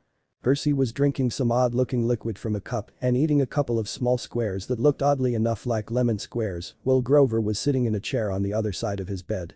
Naruto smiled widely and clapped Grover's shoulder. "Feeling better, boys?" he asked sarcastically. Percy looked ready to spit out his drink at the sight of Naruto's smiling face. Grover was bleeding from the sharp scare he received before turning to Naruto and wrapping his arms around the demigod's waist. "Thank you so much, Naruto," Grover said with a small stutter in his voice. "I don't know where you came from and I don't really care, but you saved both of our lives last night." "Hey," Naruto said as he tried and failed to get Grover to stop hugging him. "Back off, dude. I'm into chicks. Not satyrs." Percy just smiled and quietly chuckled to himself at the joke. Once Grover removed himself, Naruto ruffled his curly hair with a cheeky grin. "What kind of friend would I be if I let my friends get turned into hamburger by a walking slab of beef? Speaking of coming from somewhere, how did you two get here?" "Smelly Gabe's Camaro," Percy said. "Mom took me to Montauk, to the cabin she met Dad in." That was when he grew quiet as events seemed to finally settle in his mind. "That thing killed Mom," he whispered to himself. Naruto's eyes widened in shock. Mrs. Jackson, he refused to use Gabe's last name since he was complete and utter scum who treated her like crap, was a kind woman who worked 2 jobs to support her deadbeat husband and Percy. He only met her a couple of times, but he remembered that she would always help out someone in need. "I'm sorry to hear that, Percy," Naruto said somberly. "Really, I am. She was a fantastic woman." "Yeah." Things between the four were silent in order to allow Percy a moment to grieve. "Listen, Percy. We should go to see Mr. D and Chiron. They'll be able to help you figure things out for now. We can pay our respects to your mother when everything here is settled. Okay?" Percy nodded and within a few moments, the four were headed to the big house. As soon as they arrived, Grover and Percy immediately noticed that there were 2 people playing pinochle. One was wearing a leopard print button-up shirt, while the other looked like a mix between Mr. Brunner and a horse. "Chiron," Naruto shouted out, catching the attention of the centaur, and Mr. D. Percy just woke up. "Indeed he has," Chiron stated in response. "Mr. Brunner?" Percy asked, causing the centaur to chuckle. "Here Camp Half-Blood, my name is Chiron, Percy Jackson," Chiron informed him. "I only took up a teaching position because Grover told me that there were 2 demigods attending the same school as himself. Mr. Brunner was my alias." Percy nodded and sat down with Mr. D, Chiron, and Grover to play a game of pinochle while learning more about who and what he was. He found out that he was a demigod and his father was, in all likelihood, one of the Greek gods, just like Naruto. He discovered Grover was a satyr and had big dreams that required him to become a protector of demigods he came into contact with and that he failed on an incredibly important mission won several years ago. After following Naruto and getting set up in Cabin 11, he was introduced to the warm welcome of Air's cabin's biggest bully, Clarice LaRue, and two of her friends. Naruto's eyes narrowed at the girl, and his hand was inching closer to his bow. "What do you want, Clarice?" Naruto demanded harshly, causing the three Aries' brats to glare at him. "We just wanted to initiate the two new guys at camp, Uzumaki," she ground out with a cocky smirk. "Why don't you just leave them alone, war girl," called Annabeth as she jogged to meet up with Percy and Naruto. "Make me, princess," Clara said with a bloodthirsty grin. "Come on, Percy," Naruto said with a heavy sigh. "I'll show you around the place." As Naruto and Percy turned around, one of the Aries kids took the moment to grab Naruto's shoulder firmly. Within the span of a few seconds, Naruto had stomped on the boy's foot, causing him to release his grip and followed up with a solid jab to the gut, knocking the wind from his lungs and sending him to the ground. At that moment, Naruto placed his foot on the back of his head and slowly applied pressure, keeping his face in the dirt. "If anyone touches me or Percy again, I'll personally use them as target practice," he said darkly. "Got it?" Clarice frowned and walked away. "This isn't over, new kid," she said harshly. "Wait until Thursday's capture the flag match. You'll both be sorry you messed with me." When Naruto let the Aries boy up, he glared at him before making a hasty retreat. Why couldn't he be normal, the blonde asked himself as he and Annabeth showed Percy around the camp. Normal people don't have to deal with such weird things on a daily basis. Chapter 4. A double claiming. Welcome to the families. After their little scuffle with Clarice and her thugs, Naruto, Percy and Annabeth were making their way to the different areas in camp, showing Percy around so he wouldn't get lost. "So who was that girl?" Percy finally asked. "Clarice LaRue, daughter of Ares, god of war," Annabeth declared. "Just as a warning, you should probably stay away from them. They're nothing but bullies who love to fight and pick on new demigods." "I'll take your word," Percy whispered as he felt himself shrink slightly under her gaze. "And whose daughter are you?" Annabeth rolled her eyes and was about to speak until Naruto did it for her. "She's a daughter of Athena, goddess of wisdom and battle strategy. A wise girl, you could say," Naruto teased her, causing her cheeks to glow crimson. Whether that was from embarrassment or anger was unclear, though Percy was willing to bet it was a little bit of both. Naruto had a habit of irritating people whether he knew it or not. "Would you stop calling me that?" she almost shouted at him. "That isn't an endearing term to use for a daughter of Athena, you know." "But a kinda is," Naruto replied. "I mean, your brothers and sisters are super smart and nobody can win a battle without a good strategy. They turn to the wise ones for advice or battle preparations." She blushed a deep crimson and turned to Percy. "How do you stand being his friend?" she asked him. Percy just shrugged. "I barely know myself," he informed her. "He just started hanging out with me and Grover when we were kids and we've been friends ever since." "Come on, Perce," Naruto groaned. "If you're going to talk about me to your new girlfriend, at least wait until I'm not here anymore." "Ye girlfriend?" Percy and Annabeth shouted incredulously. Naruto simply waved them off. "Don't worry about me bumming out your little date. Kurama and I will just head to Hephaestus's cabin and chat with Tenten for a bit." "Now who's the one with a girlfriend?" Percy quipped. "She's not my girlfriend," he informed calmly. "Besides, she's actually kinda cool. She's into weapons and making weapons and armor. Even if I were so inclined, I'm sure she already likes someone else here at camp. It would never work out." Annabeth looked at him curiously. "Now who's the wise boy?" she said softly in a joking manner. Naruto laughed heartily. "Me? Wise? You must be smoking something strong, Anna," Naruto stated with a soft sigh. "Nah. I'm just more observative than you are. Comes from people watching. You begin to see things most people take for granted. Like a look of longing or a brush of one's hand against another person's hand as something other than a passing glance or accidental contact. We're only ever going to be friends." Percy and Annabeth looked at Naruto oddly. "That has got to be one of the single smartest and saddest things I've ever heard come from him," Annabeth whispered to Percy, who nodded in agreement. "Don't worry," Percy whispered in return. "He'll eventually say something stupid that will make you retract that statement. He always does.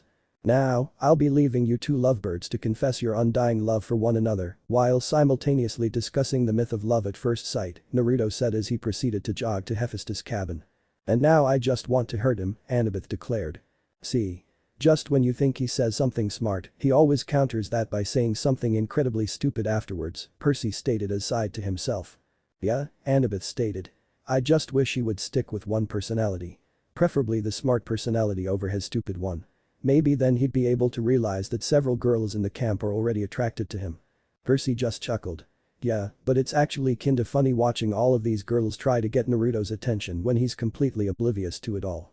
Annabeth giggled with a nod as the pair watched Naruto dart off toward Hephaestus's cabin with Kurama following closely behind. For something so small and young, Kurama could move like the four winds when he wanted to. Meanwhile, Naruto had made good time and was currently approaching Hephaestus's bright bronze cabin when the door opened, revealing Tenten in her smithing uniform, telling him she was tending the forges today, provided something got damaged during training. "Hey, Tenten," the blonde shouted with an exaggerated wave of his hand. "Can I ask you to help me out with something?" Tenten raised an eyebrow, but nodded in agreement all the same. "Sure," she said calmly. "What did you want?" Naruto dug into his backpack that he carried simply as a habit and pulled out the two hellhound leather skins.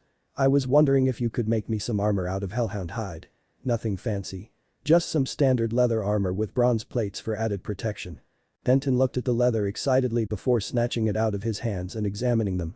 "These are incredible," she exclaimed in awe before looking back up to her friend. "But why? I mean, most people keep their trophies in a case.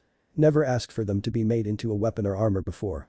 "Well, I want to be able to show off my trophies, and what better way than by wearing or wielding them in battle or on quests," Naruto asked, earning a nod from Tenten. "Besides that, I remember seeing one of those hellhounds kinda appear from the shadows in that abandoned warehouse, and I thought some of the properties of the monster the trophy came from could possibly pass on to anything made by them. Like a sword made with a gorgon's eyes would turn anything it came into contact with into stone or something." Tenten's eyes widened after hearing his explanation, and she soon agreed with him. She too was now curious about whether or not weapons and armor made from trophies would carry any special properties from the monsters they came from. "I'm definitely going to have to ask Charlie for help on this one, since he's actually worked with leather more than I have, but I don't see why we can't make you a full set of leather armor from this hellhound leather," she admitted quickly enough. "But why leather armor instead of the usual bronze armor?" "With leather armor, you tend to have a greater range of motion than when you're wearing any kind of metal armor," Naruto interjected.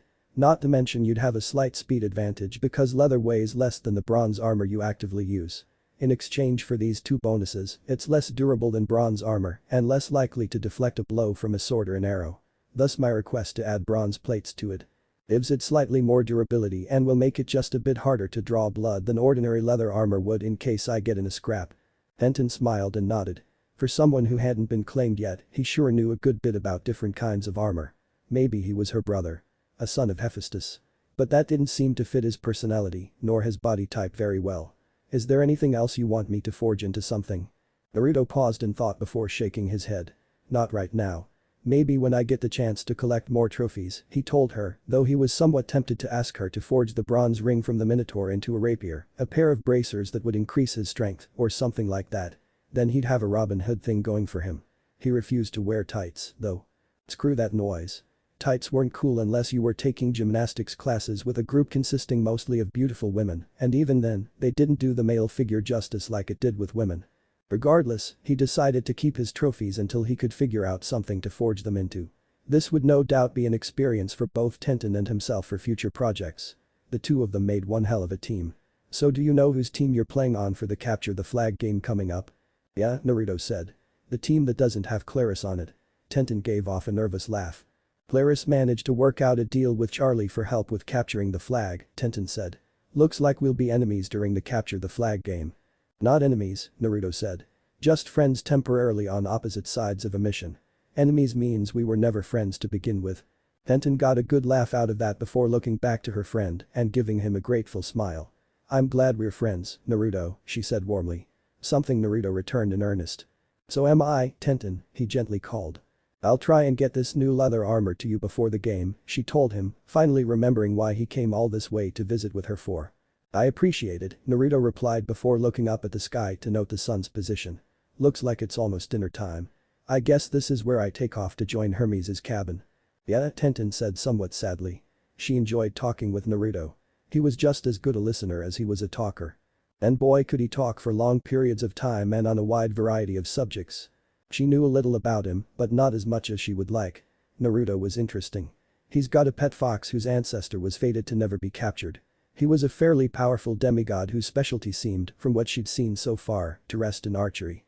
He also admitted to liking the sleek design of weapons slightly more modern than the Greek weapons they used. From what she gleaned from him during their current conversation, he seemed to prefer freedom to move instead of wearing the bronze armor the other demigods wore. Tenten wished she knew who his father was as well as what his favorite kind of food to eat was. What were his hobbies? What kinds of things did he like and dislike? What did he look for in a potential girlfriend? Not that she wanted to be his girlfriend, of course. She was usually too busy to think about dating between training and her work on the forge. Sure. She wouldn't be the first to admit that she thought Naruto was incredibly handsome, demigod or not. As he walked away, she walked back into the house to talk with her brother Charlie about the difficult challenge Naruto had placed before them. As sons and daughter of Hephaestus, they were always waiting for the next challenge, and forging armor and weapons from trophies was one such challenge. The reason being nobody had ever thought to do something similar. Instead, they simply put their trophies on a shelf as a way to remember their conquests and forget about them as time moved on. But to wear your trophies into battle. That would be sure to get you noticed by your allies and enemies alike. That evening, Naruto had joined Hermes' cabin and Percy at the table where they were served a wonderful dinner consisting of all kinds of foods. Naruto's plate was stacked with brisket, a small mixed fruit salad, and some artisan bread and cheese.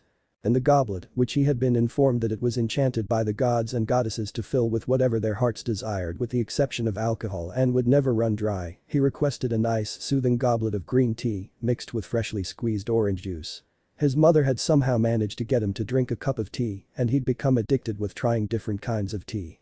His favorite so far was green tea with orange, though he also liked the occasional Arnold Palmer, a mix of orange pekoe tea and lemonade. Before they began their feast, Chiron had told them about how and why they dedicate a small portion of their meals to their divine parents or the god or goddess whose cabin you were staying in. As the lines formed, Naruto was standing just behind Percy, who had just put out a fair portion of his meal. As soon as he stood up to the hearth, many things began to float around in his mind. He owed a lot to a lot of the gods and goddesses for their assistance throughout his journey to Camp Half-Blood. His first offering was to Hestia for the shelter, warmth, and the love of his dear mother and the kindness of his friends over the years. His next offering went to Artemis. Without her watching over him, he would have likely died at the maws of those two hellhounds and have been unable to save Percy and Grover's lives. His next offering went to Hecate because it was Kurenai who helped him reach Camp Half-Blood in the first place. The next one went to Hephaestus because of his fine craftsmanship of the bow he carried into battle and the friendship of his daughter, Tenten. The offering following that went to Hermes for sheltering him in his cabin until he got sorted and for giving him the ability to run fast enough to make it in time to save Percy and Grover. As for the last offering, he decided to give it to Percy's father and his own father. He owed Percy a lot. The two got into a lot of trouble together and he doubted any of their adventures would have been half as fun without Percy at his side. Ordinarily, he wouldn't offer anything to his father simply out of spite for leaving him and his mother alone. However, there were times on his journey that he swore he could feel his father's divine presence watching over him, and he did provide the two of them with the funds needed to keep themselves alive and comfortable for the most part. As he put that last bit of food into the hearth, he could have sworn he smelled something so amazingly delicious, he had to resist not jumping into the hearth himself. It smelled oddly enough of his mother's homemade cooking. A fresh bowl of miso ramen with a fried egg on top and some other ingredients she kept hidden from him. That smell alone made him miss his mother even more than he thought possible. She was an amazing cook, but her only really good meal was something he got from her. Her love of ramen. When she tried to cook meatloaf, it seemed to spring to life and tried to attack them before the two of them beat it to death with their steel chairs, followed by a burning of the corpse, as well as a few prayers. However, in a strange coincidence, when she tried making meatloaf ramen, it turned out spectacular. Worthy of a 5-star restaurant. He shook his head before going back to his table spot beside Percy. The two quickly dug into the feast as though it were only a temporary reprieve from the constant training. Before the two could go for the first bite, Chiron stood up from his seat and addressed the camp. As all of you no doubt know, tomorrow is our weekly Capture the Flag game, he announced. The two teams will be led by Claris and Annabeth. So train harder than you normally would because you will all need that strength for the battle tomorrow evening. And try to get a good night's sleep. That will be all. But Chiron's last word said, the entire camp dug into their meals with fervor while almost simultaneously talking with one another. Naruto and Percy weren't very comfortable talking with the members of Hermes' cabin simply because they didn't know them very well and the two of them rarely talked to one another just because there wasn't that much to find out about one another that the other didn't already know. That and there was little doubt that Percy was missing his mother and Naruto wasn't one to pour salt on his wounds, especially so if Percy kept picking at the wound before it could scab over and heal properly. The following morning, Hermes' cabin had sword and shield training with Claris and her siblings. Percy felt the weight lift off of his shoulders when he was paired up with Luke. He also felt like his best friend was going to die because Naruto was the one Claris chose to spar with her. Naruto wore a simple set of bronze armor and walked over to the weapons rack, picking up a sword that felt fairly well balanced and a sturdy shield before settling into a stance that had his shield in front of his chest and his sword poised to deliver a thrust at a moment's notice. Clarissa's chocolate brown eyes narrowed as she studied his stance. It was fairly solid and would allow him to counter almost any attack with ease.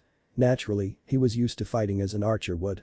Keep the enemy away and take your shots when able, so he was probably going to try to parry her attacks while taking shots at any openings he could find. However, she could tell he wasn't used to the weight that came with a sword and shield, but he made up for it by instinctively distributing the weight in a way that would allow him a greater amount of balance while offering the greatest amount of protection. In all honesty, she was impressed with the instincts this new blood displayed, but she would never admit it out loud. Naruto seemed to naturally hold himself as a warrior would. Maybe he was another brother of hers and Ares simply hadn't claimed him yet, but then again none of her kin, if she dared call them that, weren't that good with a bow. Without warning, Clarisse charged toward Naruto, her sword ready for a downward slash, only for it to be blocked by Naruto's sword, followed by a shield bash. She protected herself from the heavy impact by using her own shield to absorb the blow, but she still felt herself get knocked back a bit. She did find out one more piece of information about him. He was surprisingly strong. Now she was curious as to who his godly parent could be. She had to shake herself from her internal dialogue when she noticed Naruto charge her leading with his shield. He thrust his shield at her, but she was ready and thrust her own shield at his, causing no disrupted movement. However, Naruto followed through with knocking her shield away and thrusting his ifos toward her stomach. She quickly parried with her sword and jumped back slightly to avoid any more surprise strikes. She could feel sweat begin to trickle down her brow and she saw that Naruto was in a similar state. They charged one another and their swords clashed in a shower of sparks. The more they clashed blades, the more attention they attracted. Throughout the entire battle, Naruto and Clarisse's eyes never left the eyes of their opponent. Naruto was grinning and Clarisse couldn't help but to grin as well. The two were thoroughly enjoying this sparring match, challenging one another and matching the other blow for blow. Clarisse let out a mighty laugh. "You're pretty strong, new blood," she barked as she delivered a thrust to his shield arm. Naruto laughed in response. "And you're not bad either, war girl," Naruto said as he used his shield to parry another sword strike. Naruto and Clarisse jumped away from the clash before charging one another for a final confrontation. In the middle of the arena, the two met and flew past one another. The audience waited with bated breath to see who drew first blood. As the two competitors turned to look at one another, everyone was surprised when they spotted two similar bleeding cuts on both Naruto's and Clarisse's sword arms. The two walked up to one another before bumping fists with one another. "That was probably the best spar I've had since I got to camp," Clarisse stated. "Yep," he replied. "Definitely the best scrap I've been in since I fought those hellhounds on my way to camp. I'd like to spar with you more often, if you're cool with that." Clarisse laughed. "Of course I'd love to spar with you again, but I want to find out who your godly parent is first. That way, we can both go at it with everything we've got. After all, as the best swordswoman in camp, I have to keep my skills sharp by fighting strong opponents." "Were you in the same fight as I was?" Naruto asked with a smirk. "I believe I was taking charge for the majority of the match, which makes me the best swordsman." Clarisse stepped forward, butting heads with Naruto and glaring at him eye to eye. "Oh yeah?" Naruto shoved his forehead against hers in retaliation while glaring into her eyes. "Yeah. You wanna go again, war girl?" "You bet, new blood," Clarisse growled. Those around the pair could have sworn they saw sparks flying between their eyes as they came close to drawing their swords again until a noise came over the loudspeakers, signifying that it was 10 o'clock. "Looks like you got lucky, war girl," Naruto challenged. "I've got archery next, but we'll settle this during the capture the flag game tonight." "You bet your ass we will," Clarisse threw back before the two of them spun around and walked away toward their individual training sessions. "She must either really hate him or Clarisse has a crush on him," Luke said once both parties were out of earshot. "I've never seen her fight like that against a new blood before." "Really?" Percy asked, getting a nod from Luke. "Yeah. He's got some serious skill with his ifos," Luke remarked. "He's got to be a son of Ares or Hephaestus. No way does any other half-blood have that kind of skill come to him so naturally with either a sword or a bow." The rest of the day passed by as normal as any other. Naruto tried to help Percy with his archery, but the only improvement was that his arrows no longer flew into the Dryad's forest, causing them to spurt out curses in ancient Greek. Instead, they tended to fall a few yards in either direction of the intended target. Their winged horseback riding class went superb for Naruto, who was getting used to the way the horse moved as it flew and even allowed him to practice his archery while on horseback. Those results were mixed. More often than not, his arrows hit the target but none of them came close to a bullseye. During the monster assault techniques training with Hermes' cabin, the pair of them had learned some useful techniques that involved disarming your opponent. Naruto was finding it harder to perform, but he would get it every third or fourth try. Percy, however, had used it successfully on the first time against Luke, but every other time ended in failure. Next up was free period, and Naruto opted to join Hephaestus's cabin and made a pair of koppas that were strapped to his hip with the help of Charlie and Tenten. The knives were fairly heavy, but were designed mostly for cutting and thrusting, so they worked well enough. Besides, he'd only need them if someone or something got too close for comfort. However, he would need to train in using them both at the same time if he was going to use them effectively. Later that afternoon, the time came. The Capture the Flag tournament was right now, and Tenten and Charlie had just delivered his Hellhound leather armor at the last minute before they had to rejoin their team. As Naruto slipped on the pants and breastplate, he could just feel the work that went into making it. The pauldrons were next followed by the gloves and boots. As soon as he put the leather helmet on his head, a strange feeling came over him. He felt lighter, for some reason. Like a single step would carry him for miles. Needless to say, his teammates for this match were stunned with the new look. He looked like a ranger from some of the old movies or what they thought one looked like from their Dungeons and Dragons games. Percy was equipped with a bronze helmet and breastplate and given a sword from the armory to give him a fighting chance. If there was any chance that Clara still held a grudge from Percy soaking them in the toilet water from earlier after they ignored Naruto's warning, now would be her chance to take her revenge. The horn rang across the forest and the game was on. Naruto jumped into the treetops and began to jump from limb to limb with practiced ease. Annabeth already gave him a job to do. Scout from the treetops and keep anyone from the other team from coming close to their flag. As he shot through the treetops, he could see a group of Demeter's children and Apollo's kids coming from the middle. If he had to guess, there were two other groups that were planning on flanking the defenders using a pincer maneuver. Clever, he would admit to himself, but no plan ever survived an encounter with Naruto Uzumaki. Naruto drew 3 arrows and fired them one after the other at the weapons of his targets. All 3 connected with the bows being held by Apollo's sons, sending them deep into the brush and rendering them unusable. He then dropped down from the treetops and held a knife to Katie Gardner's throat. "I do believe I've captured all 6 of you," Naruto said with a grin.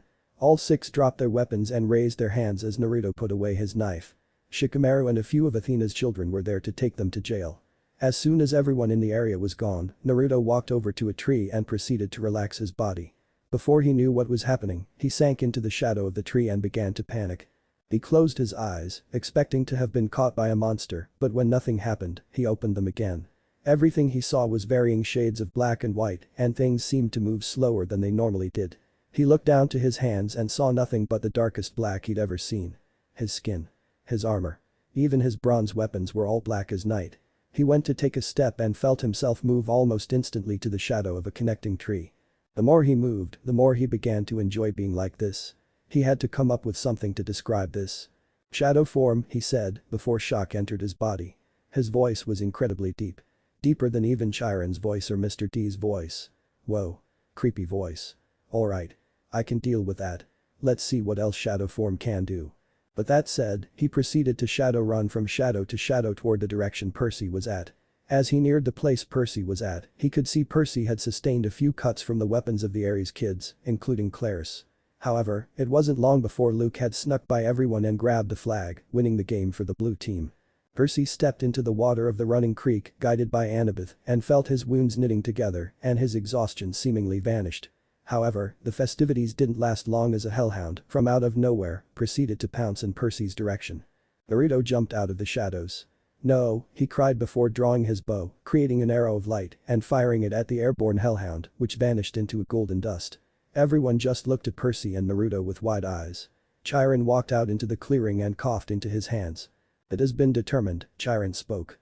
"My father," Percy and Naruto asked questioningly, earning a nod from Chiron. "Poseidon, Earthshaker, Stormbringer, father of horses," Chiron said neutrally.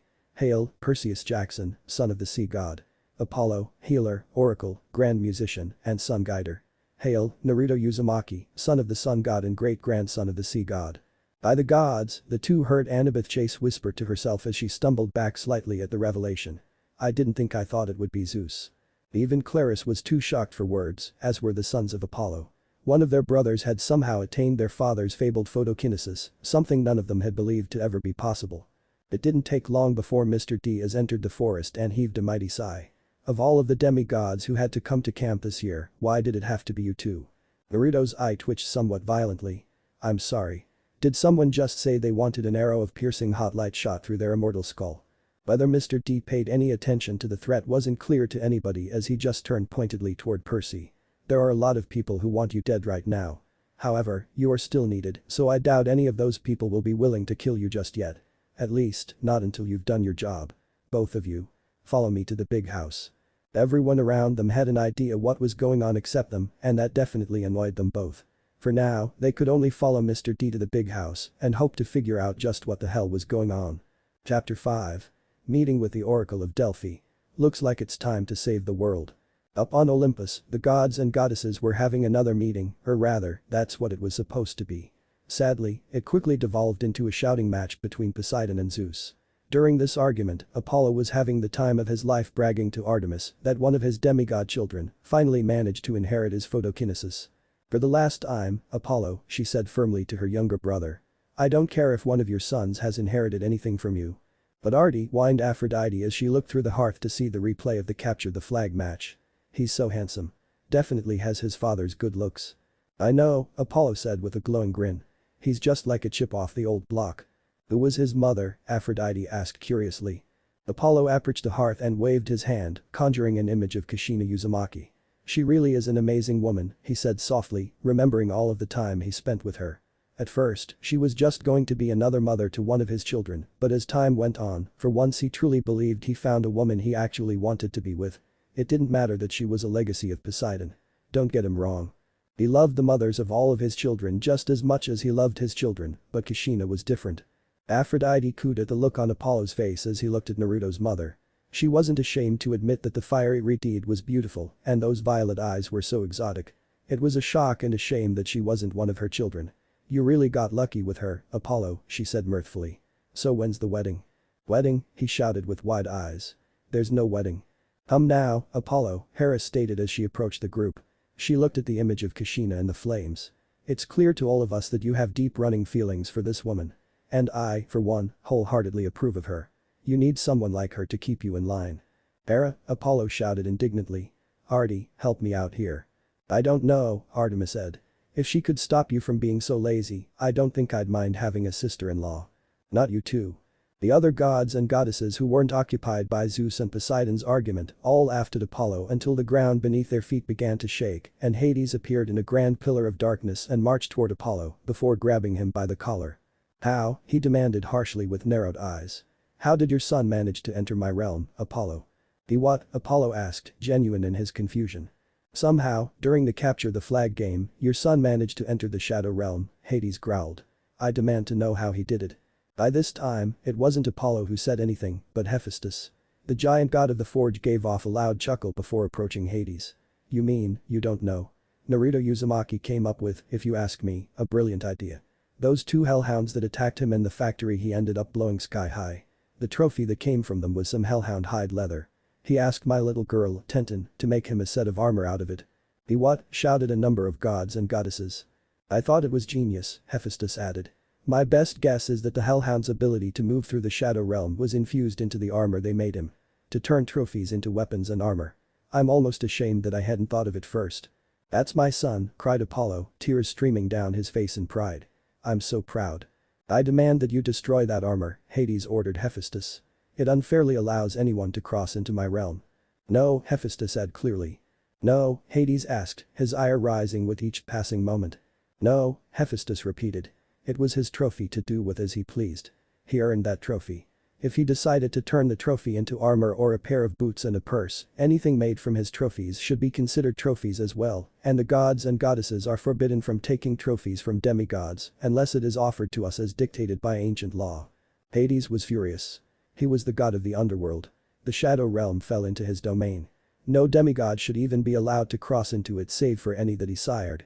He turned to glare at Hephaestus and Apollo before disappearing in another pillar of darkness.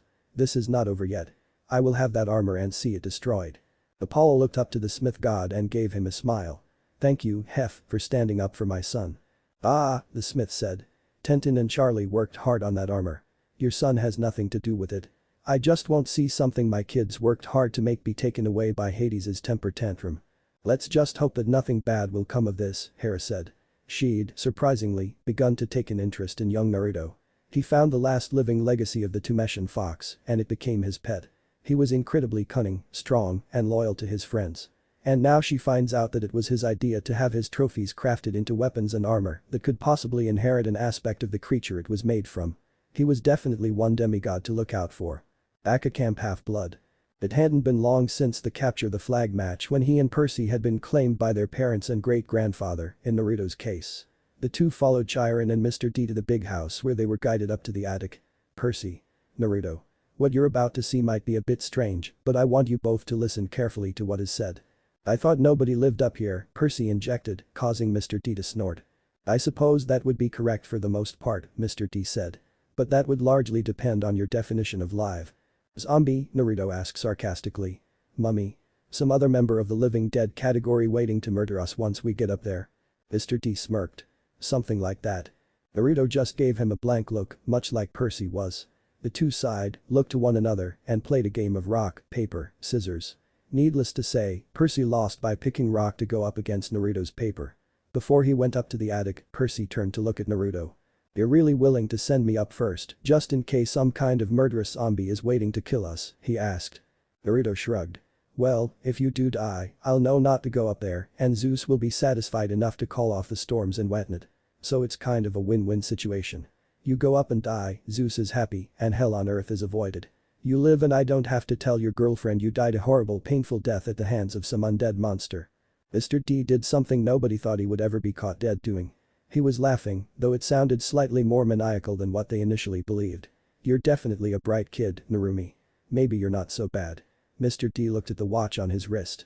Well, it looks like I'm off to the emergency meeting, Chiron. If Barnacle-Beard's son is still here when I get back, I'll turn him into an Atlantic botanist and make sure he ends up in an aquarium. Do you understand? Chiron sighed and nodded while Percy looked on the verge of panic and worry. And Perseus Jackson. If you're all that smart, you'll see that that's a more sensible choice than what Chiron's going to ask you to do. Mr. D pulled out a playing card before twisting it oddly, causing it to turn into a security card before disappearing in a purple mist that reeked of wine. What did he mean by if I'm still here, Chiron? Percy asked. For the first time in several years, Percy, I'm giving out a quest, Chiron explained. To be more precise, I'm giving you a quest. Will you accept it? The two friends looked at one another. If only Percy is getting a quest, why did Mr. D want me here too? Most likely because he suspects that Lord Poseidon's claiming both of you meant he wanted you to help Percy on his quest. What's the quest about? Percy asked. That's the hard part, Chiron said hesitantly as he looked into the sky at the growing weather disaster overhead. Zeus and Poseidon, Percy clarified. They're fighting over something valuable, something stolen, right? Chiron sighed. That's true. You see, Zeus believes that you, Percy, stole his master bolt, his symbol of power. Why would he think that? Naruto asked. Because several years ago, Zeus, Hades, and Poseidon agreed to not have any more children after World War II, when their children waged war on one another, resulting in many deaths. Obviously, before the war ended and before they made the agreement on the river Styx, Lord Poseidon had one last half-blood child. Your grandmother, Lady Mito Uzumaki, Naruto. Obviously, your claiming means Poseidon broke his oath, Percy, and it's because of this that Zeus believes you stole his master bolt. But that makes so little sense, Naruto argued. Percy never knew his father. Never met him, yet Zeus is blaming his missing bolt on him. It's bullshit. The sky roared with thunder, causing Naruto to look up at it with narrowed eyes. Just because you don't like it doesn't mean I'm wrong. Lord Zeus doesn't think rationally in situations like these, Naruto, Chiron admitted, while trying to avoid getting blasted by the furious sky god. Several hundred years ago, Lady Hera sought the help of all of the gods and goddesses to try and make Lord Zeus a better ruler by trapping him in a golden net. Since then, he has become slightly paranoid about the other gods trying to take over. None more so than Poseidon. So it isn't a far stretch of the imagination to believe that Poseidon had his son steal the Master Bolt so that he could become ruler of Olympus. Damn it, Naruto muttered. And with two forces of nature fighting one another, the other gods and goddesses would be forced to take sides. The world would be caught in the chaos. Nature at war with itself. Destruction. Carnage. Millions of innocent people dead because of random earthquakes, tornadoes, hurricanes, thunderstorms, and other natural disasters. And you, Percy Jackson, would be the first to feel Zeus's wrath, Chiron stated.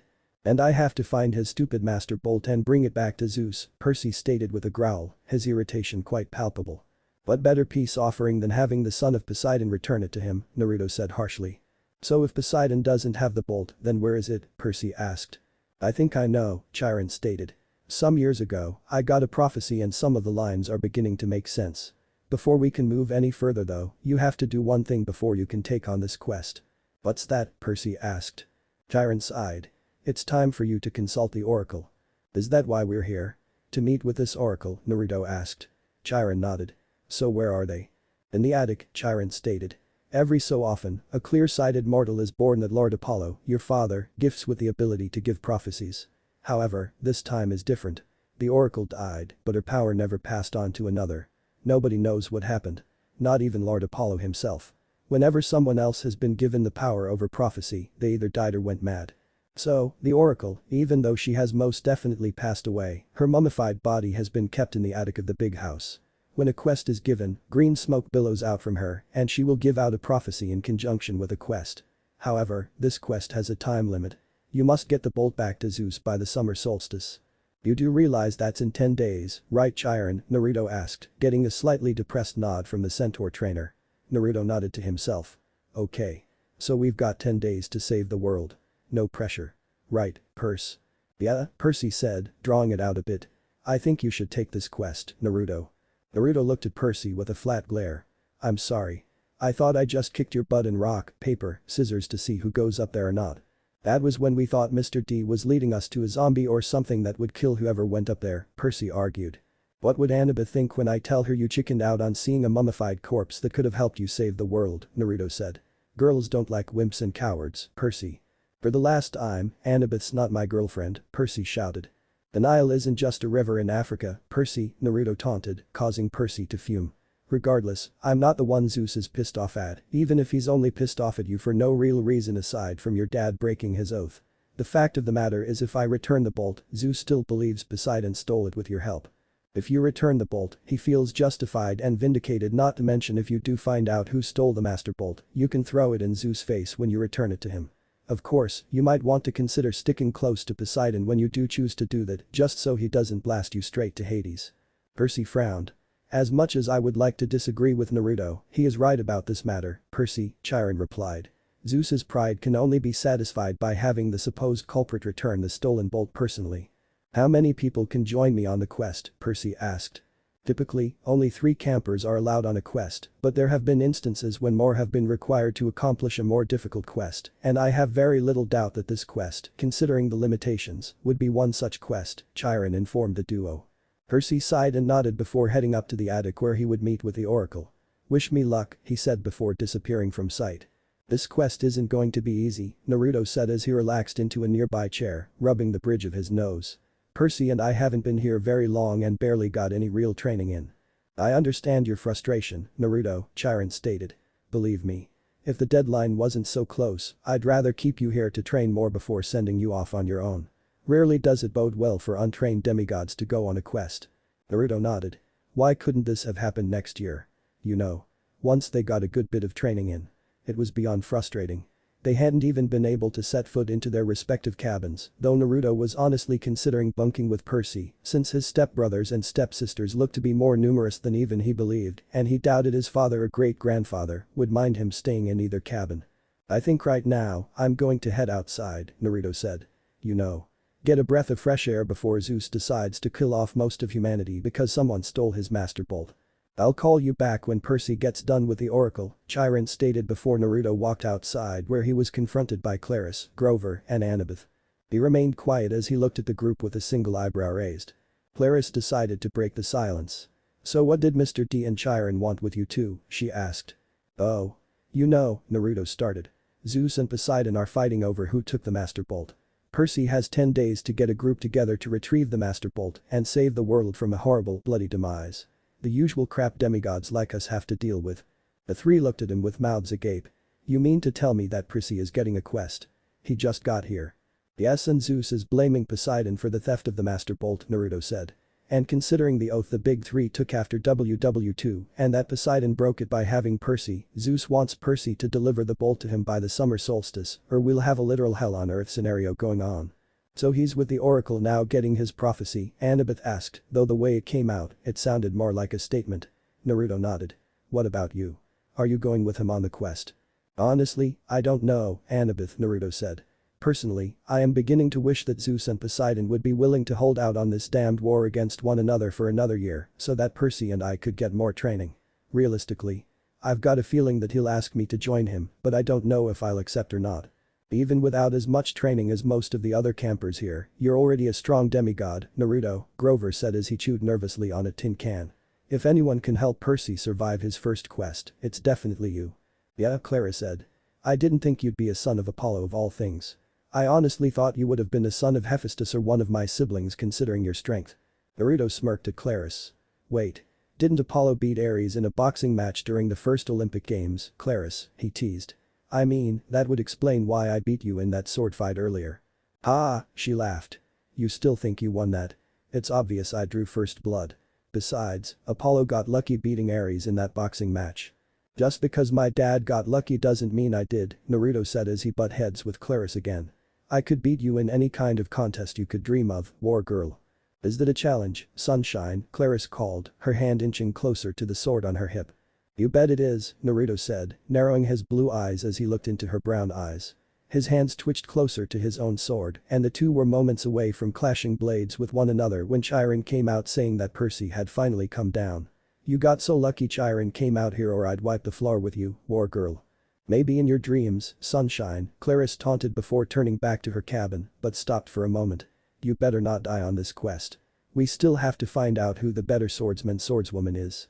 Come on, war girl, Naruto said with a cocky smirk. This is me we're talking about. I can't die yet. Not with this challenge hanging over my head. Just don't die, Claris said as she waved him off. When you get back, I'll have a list of challenges for you so we can finally settle who's stronger. As Naruto walked into the big house, he left behind him a stunned Annabeth and Grover.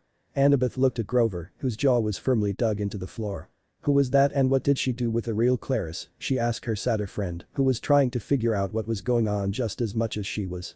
As the two got over their shock, they decided to join Naruto and Percy in the big house. So what's the deal, Percy? Naruto asked. The oracle said I would head west and face the god who has turned, Percy replied, much like he did when Chiron asked him. I'll also find what was stolen and see it safely returned. Okay. So we managed to save the world. Good job everyone, Naruto said with a smile. Did she say anything else? Percy hesitated before shaking his head negative. Naruto narrowed his eyes. He knew Percy was omitting things from them, but he wasn't going to press him on it until it placed them in danger. Well, I don't know about you, but I'm going, Annabeth stated firmly, much to Chiron's chagrin. This is my chance to go on a quest, and I'm not about to let you get in my way, seaweed brain. Besides, you need someone smart to round out your group. I'll go too, Grover inserted. If I can help make sure you survive on your first big quest, I'll be able to get my searcher's license for sure. What about you, Naru? Percy asked. Will you help me out on this quest?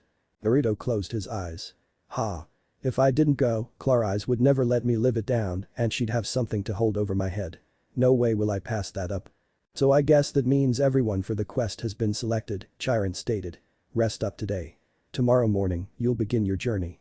But those last words uttered, Percy, Naruto, Annabeth and Grover all went to their respective cabins homes to rest up. Tomorrow was the beginning of the longest days of their lives. Chapter 6. Fond farewell. The beginning of the journey. The next morning, Percy and Naruto woke up in Poseidon's cabin, something the son of Poseidon was thankful for by allowing his best friend to sleep there too. However, he couldn't get much sleep due to a combination of the odd dream he had involving an eagle, which he thought he remembered as Zeus's sacred animal, fighting a horse, an animal that represented his father. They both ate in silence during breakfast, something shared with the other campers. Apparently, some of the Dryads had overheard about the two newly claimed demigods were getting a quest to find the Master Bolt and proceeded to tell everyone in the camp. Of course, with Aphrodite's daughters being the gossip queens they were, it wasn't long before everyone knew what was going on. Once breakfast was over, Grover, Percy, Annabeth and Naruto were out front by Argus, the 100-eyed security guard of Camp Half-Blood, and Chiron. Just as they were about to board the white van, a voice calls out to them. Wait up, called the familiar voice of Luke Castellan as he jogged up to the group. Annabeth blushed slightly. Once Luke was there, he took a moment to catch his breath. Since this is your first quest, Percy, I wanted to give you a gift. He pulled out a pair of Converse sneakers. Just wait. Maya. Suddenly, a pair of wings sprouted from the ankles of the sneakers. My father, Hermes, gave me these shoes when we visited the gods and goddesses during the winter solstice. I never used them, so I figure they might help you on your quest. "Thanks, Luke," Percy said with a smile. "It would probably be in your best wishes that you wouldn't be the one wearing those shoes, Percy," Chiron said. "Having the target of his ire flying around in his domain is just as good as painting a target on your back." With those words of wisdom, Percy reluctantly agreed and passed the shoes to Grover. "Hold your horses," called several other people. Before long, the group was joined by Clarice, Tenton, and Lee all came running to the white van. Thanks to their intense training, Tenton and Clarice looked far less winded than Luke and Lee did. "Naruto, my brothers and I wanted to give you something special for your first quest," Tenton stated. "Yeah?" Lee said with a glowing grin. "We've all actually got some things to give you. And, to wish you luck on your quest." Speaking of gifts, Clarice said as she reached for her back pocket. When she pulled her hand out, she tossed a piece of black cloth in her hand before tossing it to Naruto. When Naruto unfolded the cloth, he saw a bronze plate with Apollo's symbol on it. Clarice then reached into her front pocket and pulled out a similar item with the symbol of Ares on it. She wrapped her own band on her arm where Naruto managed to cut her during practice, something Naruto noticed and did the same. "I made these personally. You're the only person in camp who can give me a real challenge and the first to draw blood during our spar. It's a symbol of my respect for you as a warrior." "Thanks, Clarice," Naruto said in genuine happiness. "It means a lot to me." Clarice turned slightly, a light blush appearing on her cheeks. "Whatever. Just don't forget. We've still got a score to settle when you get back, sunshine." Naruto smirked and extended his fist, which Clarice bumped with her own fist with a smirk of her own. "Count on it, war girl." "Now that one gift's out of the way," Tenton said, a bit miffed with Clarice's gift to Naruto. "This is from Hephaestus' cabin." She handed him a black leather pouch with bronze throwing knives inside. "The knives will automatically return to the pouch if they go farther than 50 feet away from it." "Sweet," Naruto said as he took one of the knives and launched it at the tree 30 feet away, piercing his intended target with a fair amount of accuracy. He walked away 20 feet further and watched as the knife seemed to disappear. When he checked the pouch again, all 5 knives were there. "I feel like a card-carrying badass. Thanks, Tenton. And let's not forget about your brother from another mother," Lee Fletcher stated with a chuckle, causing many there to groan at the overused joke. "I might not have some badass set of knives for you like Tenton or an awesome armband like Clarice, but the guys at the cabin figured you could use these." He handed Naruto a pair of Oakley sunglasses. Naruto slipped them on and looked around. "What do they do?" he asked. "Aside from shielding your eyes from Dad's chariot, mostly just make you look like an even bigger badass," Lee admitted. "Hey. Not all of us can make something useful. Sometimes it's the most underestimated things in your inventory that can prove the most useful." "Wow, Lee," Tenton admitted. "That actually sounded kinda cool for a moment." She walked over to Naruto and whispered in his ear while Lee was busy trying to look cooler. "After the quest, bring those shades to my cabin and we'll find some way to make them more useful." Naruto subtly nodded before sending Lee a warm smile. "Thanks for the present, Lee. Tell the others I appreciate it." Lee gave Naruto's fist a bump as did Tenton. As Naruto, Percy, Annabeth and Grover boarded the white van, the remaining campers made their way out, though some were noticeably missing. All of Aphrodite's daughters were at the front, waving to them. Kurama, who Naruto had spoken to prior to Lights Out, was with Selena Beauregard, daughter of Aphrodite, who helped teach both him and Percy how to ride a Pegasus.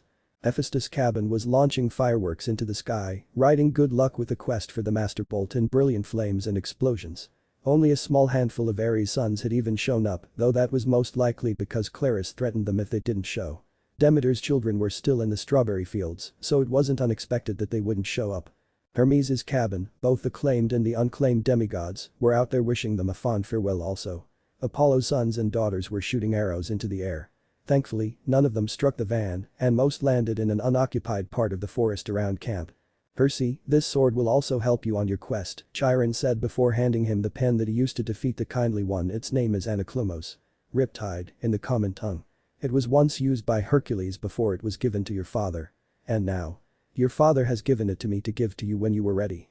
Percy nodded, giving his thanks to Chiron, before finally boarding the van. As they said their farewells, Argus took off down the path until he hit the highway and began to drive toward western Long Island. In Chicago. It was a somewhat beautiful day in Chicago, Illinois. The partially cloudy sky was obstructing enough of the sun that its rays weren't as annoying as they usually were. Especially for a pair of young teenage boys walking down the street. One of them had short-cropped black hair with a natural deep bronze tan skin tone.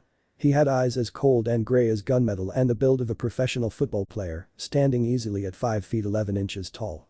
He wore a black sleeveless shirt with a violet fleur-de-lis on the right pectoral under a violet jacket and black gloves that covered his hands. He wore a simple pair of black pants and black combat boots. On his hips were a pair of Colt 1911 pistols. One was an ivory color while the other was jet black. Beside him was a slightly taller man with a similar build, but not as bulky. He had an Asian skin tone with black hair and dark-tinted sunglasses covering his eyes. He wore a white button-down shirt with the top 3 buttons undone, showing off his muscular chest, and a black jacket with a violet fleur-de-lis on the right-hand side of the jacket. He had on a pair of black cargo pants and matching combat boots to his friend. The Asian man looked incredibly pissed off, and it showed in his aggressive gait. The man beside him understood completely. After all, it wasn't often that you had to bury your girlfriend less than a week ago. Aisha had been an up-and-coming singer. She was the girl that grew up in a shitty neighborhood and still managed to do something good for herself by becoming an R&B singer under the Kingdom Come record label until she discovered that the biz wasn't as glamorous as she believed. Extortion. Manipulation. You name it, she had witnessed it. They faked her death and blew up a Kingdom Come record building using a car loaded with C4, and she had been living with Johnny Gat, her boyfriend, since then. However, when a rival gang caught wind of her, they captured her and lured Johnny into a trap. Before she had been ruthlessly decapitated, she warned Johnny and Colt, his best friend and leader of the gang he was a part of. Together, they killed the leader of the gang known as the Ronin, but Johnny had been critically wounded.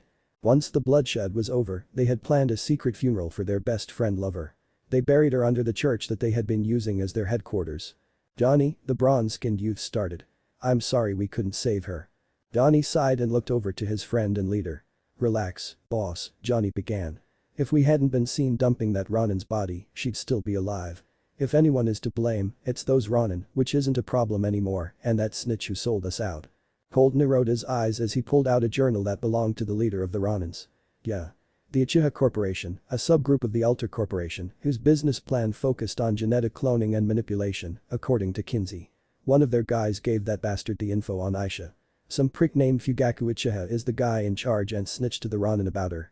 We're about to piss off a multi-billion-dollar corporation, Johnny said. Colt smirked. Yep. We'll have a well-armed private army after us, Gat reinforced with a similar smirk on his lips. Yep. We'll be outnumbered 100 to 1 more than likely. Colt turned to Johnny. What are you afraid of, Johnny, he asked. It's just another Tuesday. It's like you read my mind, brother, Gat said as he wrapped an arm around his friend. As the duo stood outside of the rundown church, a young girl wearing a crimson cloak with a hood ran up and landed a glump on Colt. The mammoth man didn't budge, but wrapped her in a hug. He held her away from him and looked her up and down.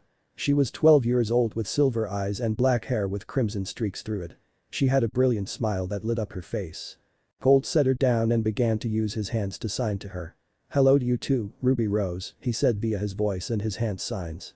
Ruby Rose, his adopted sister and the adopted sister of his entire gang, was mute and deaf, but she was so full of life and an endless supply of love for her brothers and sisters that she had become a source of motivation for them. She brought beauty into the world by growing flowers and selling them.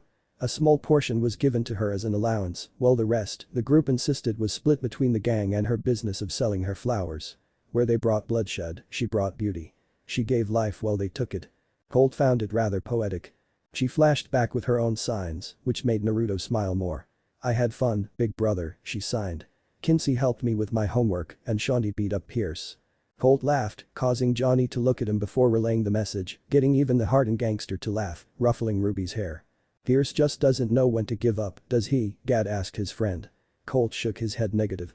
You'd think he would after she nearly castrated him the last time he tried to be smooth with her, Colt added. He turned back to Ruby and began to sign back to her. Go tell everyone we've got plans to make.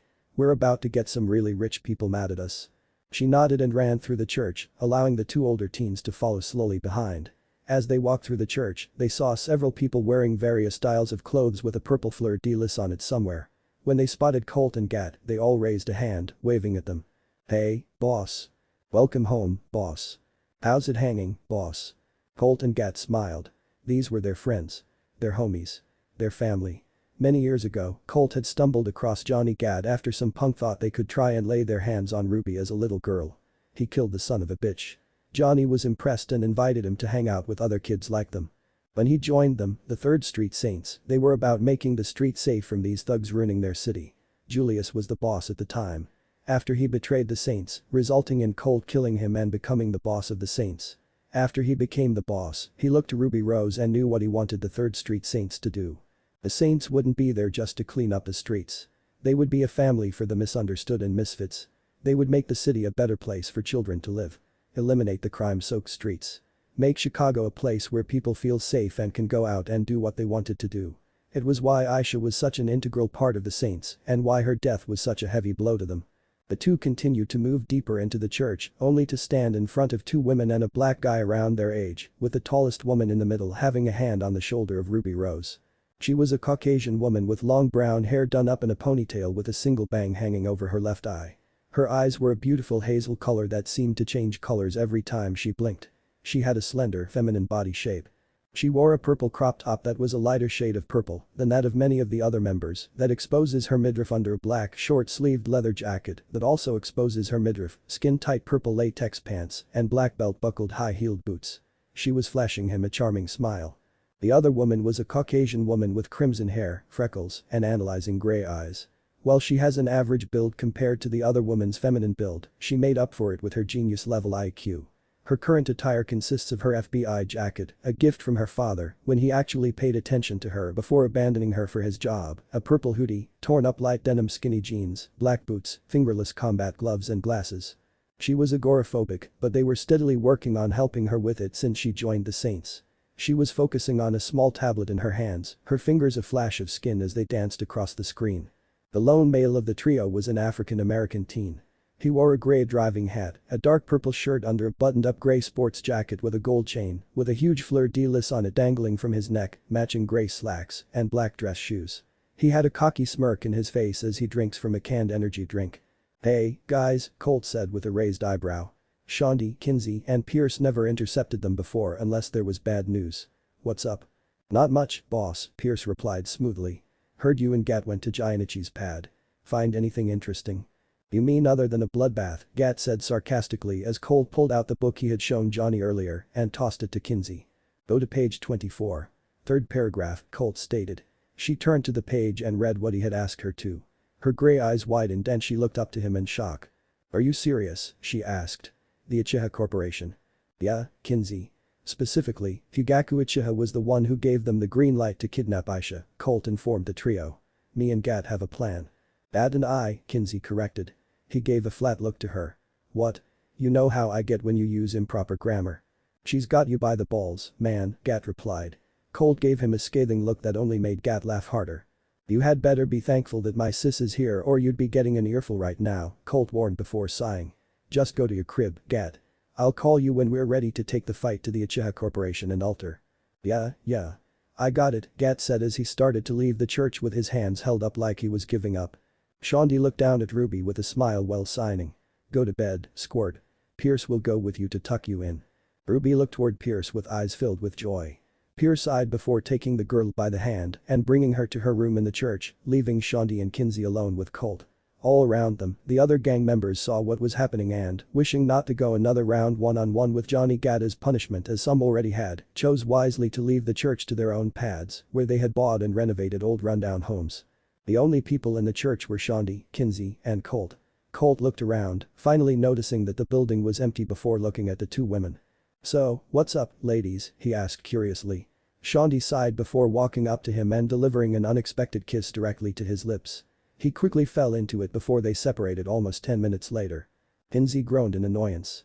Shaundi looked at her with a cocky smirk. "You had your nose in that tablet, Kinsey, so I had to take the initiative."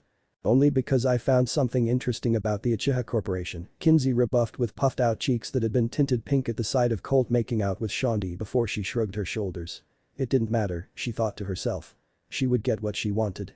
She usually did. Their security system is top-of-the-line stuff. Motion sensors. Hidden cameras. Turrets. You name it, they likely have one better installed throughout the building. "Stripper pole," Colt asked sarcastically, causing Kinsey to pause. 15 on the break room on the top floor and 5 more every floor below that, she replied flatly, causing Colt to whistle. "No wonder the employees never want to quit their job," Colt said, impressed with the Uchiha Corporation, aside from the fact that they are the ones who got Aisha killed. "That's another thing," she began again. "Knowing that they primarily deal in genetic manipulation, it wouldn't be a far stretch of the imagination to consider that they use clones as security. In fact, their entire staff might be nothing but clones bred for either intelligence and/or combat prowess. I wonder. What would things be like if there was more of me and Gad in the world?" Colt asked as if actually considering the idea of cloning him and his best friend. Never, Kinsey and Shondi said flatly with a shudder. The world can barely handle one of you both as it stands, Kinsey stated. With more of you, even just one more, the world would be thrown into chaos and endless bloodshed. You make it sound like a bad thing, Colt replied. Kinsey sighed before grabbing Colt forcibly by the collar and dragging him back to his room with Shondi following behind with a knowing grin. Good thing they soundproofed his room and Ruby's garden paradise where the young girl slept because things were going to get hot and loud. Just the way she liked it. Meanwhile, after a long ride in the van that brought them to New Jersey, as they approached a bus station, an odd-looking woman caught their eye. "Hey, brats," she called out to them from her spot leaning against a wall between the restrooms. She had jet black hair and crimson eyes. She was average height for a woman in her mid to late 30s. She scowled at the four youths and for a moment, Naruto could see a bit of Sasuke in her, but Annabeth could have sworn she saw Ares. "Get over here." The four debated about going to the strange woman, but reluctantly agreed to do so, if only because they still had a fair bit of time until the due date of their doomsday quest. "Hold your horses, lady," Naruto said to the scowling woman. "Geez. People can be so pushy these days." "I'd watch your tone, brat of Apollo," she warned. "It isn't smart to piss off a goddess." Naruto and Percy narrowed their eyes. "So my hunch was right," he whispered. "What hunch?" Percy asked. "She's Sasuke mom," Naruto warned, causing their eyes to widen. The goddess smirked arrogantly. "It seems like one of you has something in those hollow heads of yours other than dust," she said before scowling. "But I don't want you to say the thing's name in front of me. If you do well, I am the goddess of revenge." "What do you want us for, Lady Nemesis?" Annabeth asked politely. "It isn't often that a goddess of your station graces mortals with your presence." "Ha!" Nemesis laughed. "A kid of Athena's showing me respect. This day just keeps getting better and better." She sighed to herself, basking in the respect given to her by the two demigods. "I think I like you too, but I suppose I can't hold you back from your quest for much longer, can I? Don't want Lord Zeus or Lord Poseidon to come looking for me for interfering in such an important quest. So, I'm willing to offer you some help, but one of you must come with me on their own quest." Separated so soon, Annabeth hissed to herself. She knew it was bound to happen, but not so soon after beginning their quest. Naruto seemed to understand the situation also, as did Percy and Grover. He smirked at his friends, giving them a thumbs up before turning back to Nemesis. "So you're my ride to Chicago, huh?" he asked, shocking her with his question. It was part of the prophecy given to Percy. "Those damned fates," she muttered angrily before spitting out toward a trio of buses as a fourth one pulled into the lot. "Yeah. I guess I am, but even though this quest isn't from some major god or goddess, it's just as important as a quest given directly from the mummified lips of the oracle herself." "Got it. We're clear, Nemesis," Naruto said firmly. "Good," she said before turning to the remaining three. "Since Sunshine's boy is coming with me, I guess I can help you out in your quest. Get on the bus that just pulled into the terminal. It will take you to St. Louis, Missouri. From there, you gotta figure it out on your own." "Why can't we go on those first three buses?" Percy asked the goddess, causing her to groan. "By Olympus, you are clearly your father's son," she said to herself. "Even an idiot like you should know that when I do something, I do it for a reason. If you three are as smart as Athena's girl or Apollo's kid, you'll find that you'll live longer if you do what I say." Percy was about to speak up, but Annabeth and Grover quickly clapped a hand over his mouth. "Thank you for this assistance, Lady Nemesis," Annabeth said hastily before dragging Percy to the fourth bus and boarding it quickly, leaving Nemesis and Naruto to their own devices. "So, brat," Nemesis began without looking at her companion, "how much do you know about this quest I'm giving you?" "Not much," he replied. "Just that I was going to be separated from my group to the city in flames Aka. Chicago, and that you'll tell me a tale of someone who has wronged you." "Wronged me?" she spat angrily. "He didn't wrong me. He used me and that thing you call Sasuke Uchiha as the byproduct." "So how are we going to get to Chicago?" he asked, a feeling deep in his gut was screaming that this would be a long story. Nemesis unleashed a loud whistle and a motorcycle with a sidecar appeared. It looked rough. Harley Davidson. Custom, but definitely saw better days. The headlights were crimson and the body was black with spots where peeling paint showed the aluminum body. "Like this," she replied before hopping on the seat, making Naruto get into the rusty sidecar. It wasn't long before the motorcycle shot off with a loud roar. Naruto was forced deeper into his seat as they shot down the highway. "So, let's get to the meat and potatoes of this." Hikate ran into a guy named Fugaku Uchiha, the head of the Uchiha Corporation, a subgroup of the Ultra Corporation. She fucked him and popped out a brat of her own by the name of Itachi Uchiha. Fugaku did a few tests on Itachi's blood and somehow got word that Hikate was a goddess. Well, he wasn't satisfied with one half-blood brat. So he found me. Somehow, he found out that I was a goddess like Hikate and he fucking drugged me, she shouted. Normally, your mortal drugs don't even do shit to me unless I wanted to, but this one managed to bypass my defenses and knock me flat on my ass. Next thing I know, I'm strapped to a table, and that bastard was harvesting my itcher and my eggs. Mine. But he slipped up. He forgot to drug me again, and I got in touch with Hikate's brat, Itachi. I gave him a quest. Claimed or not, he was still a demigod and he accepted. So I told him to kill Fugaku and burn the Uchiha Corporation to the ground. Erase any sign of my existence and destroy any records related to demigods and the Olympians. Did he? Naruto asked as they zoomed through Michigan. Nemesis narrowed her eyes. Yeah, but that bastard Fugaku was crafty, she admitted. He cloned himself and copied all of his notes and took a few samples before leaving. Itachi killed Fugaku and destroyed the notes, but things were already set into motion. Before long, I had realized that he used one of the many eggs he harvested to give birth to that test tube abomination you know as Sasuke Uchiha. I didn't claim him. He was forcibly claimed and I know one person who could do that. A threat greater than any demigod has ever faced. One that even I am hesitant to side against. And that is Kronos, the father of the first Olympians, Titan King, and Crooked One, she warned. Only someone with the anatomy of an Olympian god or goddess could devise a drug that can render one unconscious to the world. But why would he help a human? Naruto asked. He finds humans disgusting abominations and would never willingly lay with them, but with Fugaku's help, they found a way to create artificial demigods or in his case, demi-titans. With an army of them that would obey his will alone and the return of the titans, he may very well be able to topple Olympus, and none, not even Lord Zeus, would be able to defy him. And this quest of yours? Naruto asked. He already felt like he was up shit creek without a paddle. Why not learn how to swim? Fugaku believes that he has avoided me and my wrath, she declared. Much like Lord Hades, I can hold grudges for a long time, and the hatred I bear for him is rivaled only by my hatred of the Olympians for seeing us minor gods and goddesses as inferior. If you succeed, I will help in whatever way I can to fight alongside the Olympians, but only if they will acknowledge us minor deities as equals and not mere servants. Now, your quest is similar to the one I gave Itachi, she reminded him. You will find his research and evidence of the existence of the Olympians and destroy it. All of it. Secondly, you will kill Fugaku Uchiha. Permanently. Then, instead of burning the building, I want it erased from existence. Leveled. Obliterated. Demolished. Destroyed. I want it gone. Naruto nodded. Before he knew what was happening, the motorcycle stopped in front of O'Hare National Airport. This is your stop, kid, she said as he quickly got out of the motorized death trap. Remember. I'm watching you, kid. Don't disappoint me. Before he knew it, Nemesis shot away, leaving a trail of dust behind until she vanished from sight. Great, Naruto moaned as he pulled out his cell phone and looked to see that he had no signal. Perfect. No way to get in touch with Percy or Grover. He looked around for anyone to get directions from. The sooner he did this, the sooner he could rejoin Percy and warn everyone about what was coming. He spotted a tall, older Asian teen with black hair walking down the street and prayed his luck would hold up. Yo. Big guy, he shouted as he ran toward the guy, who turned toward him. For a moment, he could have sworn he saw a guy like this in Hephaestus's cabin. What do you want, kid? He asked. Thank you, he muttered silently to the gods. I'm new to town and a couple of my friends said I should visit the Uchiha Corporation's headquarters while I was in town. Mind giving me directions?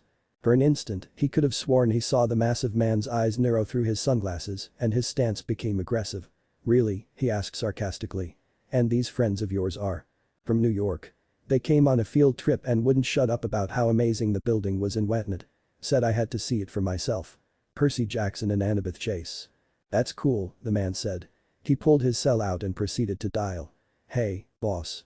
I found some kid looking for the Uchiha Corporation headquarters. He's from the Big Apple and said a couple of friends of his told him he had to visit it after they came from a field trip. The man nodded as the person on the other end responded. Gotcha. Meet you in a few. Before he could say anything else, a group of hellhounds sprang up around them. Each one looked rather fierce in its own right. Actually, we might be delayed for a minute. Following the arrival of the hellhounds came the towering form of the Minotaur that Naruto remembered slaying. Make that 2 minutes. Naruto pulled out his bronze rod before summoning its bow form with a squeeze of his hand, while the older man pulled out a shotgun. Naruto looked at him skeptically. I don't think that's gonna work here, the young boy warned. The man gave a chuckle. It's worked for me before. Why should now be different? He looked at the bow in Naruto's hands. Think that twig launcher will do anything? Naruto smirked before knocking an arrow and aiming it at the Minotaur before releasing it. The arrow glowed a golden hue before piercing the shoulder of the giant monster through and through. That was a warning shot. Still confident that your compensator can handle these things? The man gave a wicked grin. I think we're gonna get along just fine, kid. The name's Naruto. Naruto Uzumaki. Not kid, Naruto said. Johnny Gat. He fired a blast from his shotgun at a hellhound that lunged at him, blowing it away into golden dust, leaving behind a fang. And this ain't compensation. After all, with an 8-inch, what's there to compensate for? But that said, the pair unleashed hell upon the poor bastards that dared to attack them. One by one, the hellhounds were quickly dealt with, each one leaving behind a fang or a claw as its trophy, until the only ones left were Gat, Naruto, and the Minotaur. Looks like we're tied up, Naruto mentioned. Yep, Gat replied with a. The one who kills the walking T-bone gets bragging rights, Naruto challenged. Yep. Their bloodlust is showing, Naruto fired.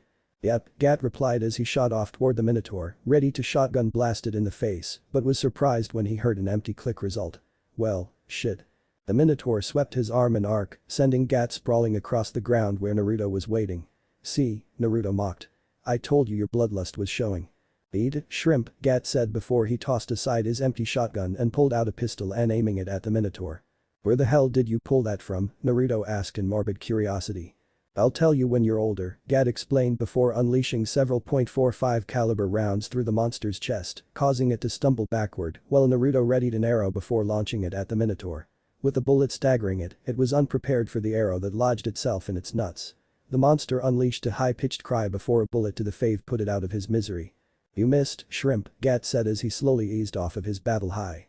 Naruto smirked and pointed to the trophy which was a bull's nutsack. To the victor goes the spoils, he mocked. And I never miss, Gat. Then I am going to enjoy this more than I was about to after that, he said before slugging Naruto in the jaw, knocking him out before slinging him over his shoulder and heading back to the church. The boss wanted to talk to this kid after he dropped the Uchiha Corporation name. Who was he to disappoint? He looked down at the bull sack left behind and snorted before filling it with the teeth and nails of those black dogs. That was a move, kid, but you aren't that bad in a fight, Gat said to Naruto's unconscious form. Even if your choice of weapon is a fucking twig thrower. Chapter 7. Assault on an Uchiha Part 1. Discovery of a lifetime. As soon as Johnny Gat had brought Naruto to the church the 3rd Street Saints used as a headquarters, Ruby Rose, Shondi, Kinsey, and Colt were walking up to them. He smirked when he noticed the glow and slight limp Shondi and Kinsey had. I got the kid right here, he told Colt as he shifted the weight of the youth on his shoulder again. We ran into those weird dog things and a man-bull thing, but the kid wasn't bad in a fight. He pulled out the bronze bow that the kid had used to fight and tossed it to Colt, who inspected it. He has a bunch of arrows made of the same stuff as his twig thrower. Colt looked mildly interested as he inspected the bow thoroughly. Not bad, he muttered to himself. It's well designed and well balanced. Made of the same stuff as our ammo.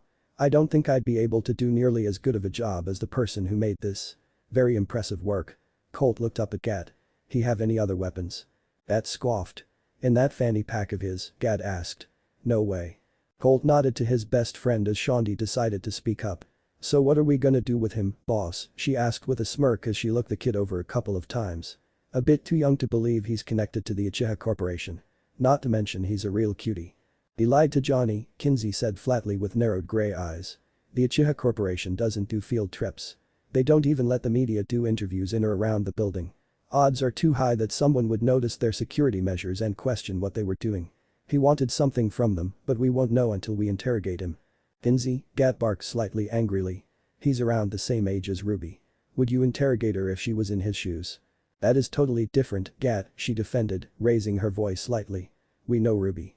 This kid came armed from New York with the intent of visiting the people we were planning on assaulting. He doesn't need to get caught up in our mess, Gat replied heatedly. That's enough, Colt ordered, getting his girlfriend, lover and best friend to stand down. We won't be interrogating him, but we will ask him questions. Make him comfortable before he wakes up. He may tell us more that way than if we tie him to a chair and interrogate him like some of the guys from the other gangs. Got it? That smirked to Kinsey, causing her to level an intimidating glare his way before taking Naruto deeper inside the church to a bed where he could rest from his surprise nap. Are you sure we shouldn't at least tie him up? Kinsey asked. Make sure he doesn't have any more weapons on him. Colt looked at Kinsey with a grin. Kinsey, I thought you had enough fun tying me up a couple of hours ago while you and Shondi took turns. Don't tell me you already want to do those dirty things to a kid, using the excuse to search him for weapons to pop his cherry as a reason to do it. Kinsey's glare made even the hardened boss flinch as a ferocious blush spread across her cheeks. Just for that, I'm changing the safe word and you won't know it. She turned to storm off toward her fortress of solitude, as many of the gang often called it, and do more research. Colt looked down at the bronze bow in his hands and knew just who to take it to. A few minutes of walking and Colt was standing in front of a store called Friendly Fire. It was a gun store, but the owner sometimes let him have a few sheets of raw bronze to use in his projects that he'd buy at a relatively cheap price. He pushed upended the door and standing at the counter was a man with a long black beard and eyes as dark as coal. His skin bore a healthy tan, but appeared weathered with age. He was technically and legally disabled, but that didn't stop the man from selling his supplies and services to the public. The bell chimed and the aged man looked up, his hardened gaze softening a bit as he recognized his favorite customer. "Hey, Colt," the man said, his voice rough and gravelly to the young teen's ear, but held with it a warmth that always seemed directed his way. "What brings you here, boy? I thought you already bought enough bronze for you and your friends." Colt displayed the bow, setting it on the counter. The man's hawk-like gaze landed on it and recognition seemed to waver in his eyes. "A kid Gat found was carrying this," he said. "It's made of the same bronze you sell me. I thought you might be able to provide me with some answers." The man grunted, taking the bow in hand and running the calloused fingers across it gently before drawing the string as far back as he could. "So, Apollo's son is already here," he whispered inaudibly to himself before returning his attention back to Cole. "It's an amazing bow. Not cheaply built like most of the crap you see in those composite bows. The draw is easily 100 pounds. Your kid has to be strong. About how old do you think he is?" 12, Colt replied. The man hummed to himself. "Very strong. Most kids his age can barely draw 50. It was built for a marksman who can fire while riding a mount, typically a horse. He took very good care of it, almost bordering obsessive to keep it in such pristine condition. It must be special to him." "I guess," Colt replied with a shrug of his shoulders. "I've never seen another weapon made with this kind of bronze before." "Of course you haven't, boy," the man said gruffly. "This kind of bronze is harder to come by than any other. Most people don't want to use it in favor of metals like steel, titanium, and iron, but only a select few people are capable of bringing out the potential in this bronze. You and I, my boy, are only two such people." His fingers caresses the bow softly, as if listening to it sing for him. "This kind of metal has a unique personality and, when put in the hands of a skilled artist, it sings a beautiful symphony and anything is possible. It can be formed into bullets, swords, spears, statues, tools, and other beautiful crafts. But in the hands of an ordinary person, it cries, begging for its suffering to cease. In such a pitiful state, nothing could be formed and anything formed by it appears disgusting and foul. Useless to anyone." "So can you tell me where he got it from?" Colt asked. "Or even who made the bow?" The man shook his head negative. "Sorry, but it's virtually impossible." Colt signed in resignation before taking the bow back. "Thanks anyway, Pops," he called before leaving the building. "I'll see you sometime next week for my resupply." The man waved farewell to Colt as he left the building. Once the coast was clear, the man walked over to the door and flipped the sign to read closed before heading deep into his workshop in the back. He approached a wall where he had a few pictures, one stood out among the rest. It was a couple of pictures involving a dark-haired woman, built like a tomboy, wearing a brown shirt under a pair of filthy overalls covered in grease. Beside her was a younger version of him grinning and wearing similar attire to the woman. Behind them was an old Ford 1967 Mustang that they had been working on. The next photo was a bit harder to look at. Laying on a table was a boy, no older than 8 at the time. He had dark hair like his father, but his right arm and left leg were missing entirely. The picture after showed a boy in a similar state with bronze replacement limbs, capable of functioning like the real thing. "I'm sorry, Colt," the man said, a single tear leaving the corner of his eye. "You almost died protecting Zeus's daughter, and this is the only thing I can do for you. Damned oath. Damned ancient laws. Still, you have made me proud to call you my son." The man seemingly combusted into a pillar of flames before they disappeared, leaving only light scorch marks on the concrete beneath his feet. Back at the church. Naruto was coming back and his vision began to even back out. Memories of what had happened flooded his mind and he swore he would kick that asshole Gad into the next time he saw him. Once he had regained his bearings, he saw that he was alone in a rather Spartan room without much decoration. Before he knew what was happening, he got some kind of odd message. A rainbow appeared in front of his eyes and the image of Percy, Annabeth and Grover were standing side by side. "Naruto," Percy cried, smiling widely at his friend. "Percy?" Naruto asked. He yawned before looking around for eavesdroppers who might be listening in. "Where are you guys? And how are you talking to me?" "Las Vegas," Annabeth mentioned. "And this is an iris message, a method demigods use to keep in contact with one another. Where have you been? We couldn't contact you for hours. I got my quest from Nemesis and when I was asking for directions, we got attacked by a huge pack of hellhounds and the Minotaur. But you killed it," Percy mentioned. "Shouldn't he stay dead?" Under normal circumstances, they would, but Hades uses the monsters as his own personal army of torturers and tormentors, Annabeth explained. Monsters don't have souls, so they can't die for good if you kill them. You just have to hope that when you put them down, they don't reorganize themselves for a few months to maybe a few years. Yeah, Naruto responded. Well, the guy I was with helped me out by shotgun blasting a few hellhounds back to Hades. But mortal weapons can't hurt monsters, Annabeth stated. Suddenly, she had a moment of clarity. But guns aren't the deadly part of the guns normal people use. It's the bullet. If the bullet is cast from celestial bronze, that could explain why it managed to kill a monster. So I'm dealing with demigods, Naruto muttered to himself. Perfect. I have the best fucking luck. So what kind of quest did Nemesis give you? Percy asked. Naruto growled. Well, she told me how a mortal had managed to drug her, kidnap her against her will, and harvested her ichor and eggs after he had discovered about the gods when his eldest son was born to him through Hecate. He owns the Uchiha Corporation. Using the things he had at his disposal, he managed to have a second child through Nemesis by using his sperm and her harvested eggs.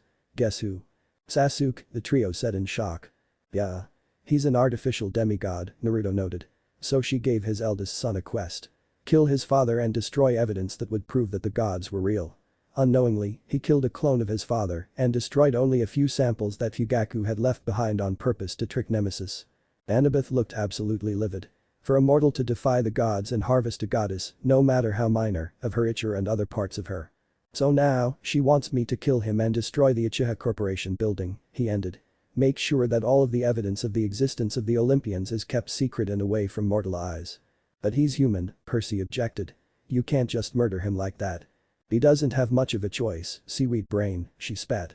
This man has made himself an enemy of the gods, and to go against a quest given by a goddess isn't smart, but celestial bronze can't hurt mortals. Only monsters.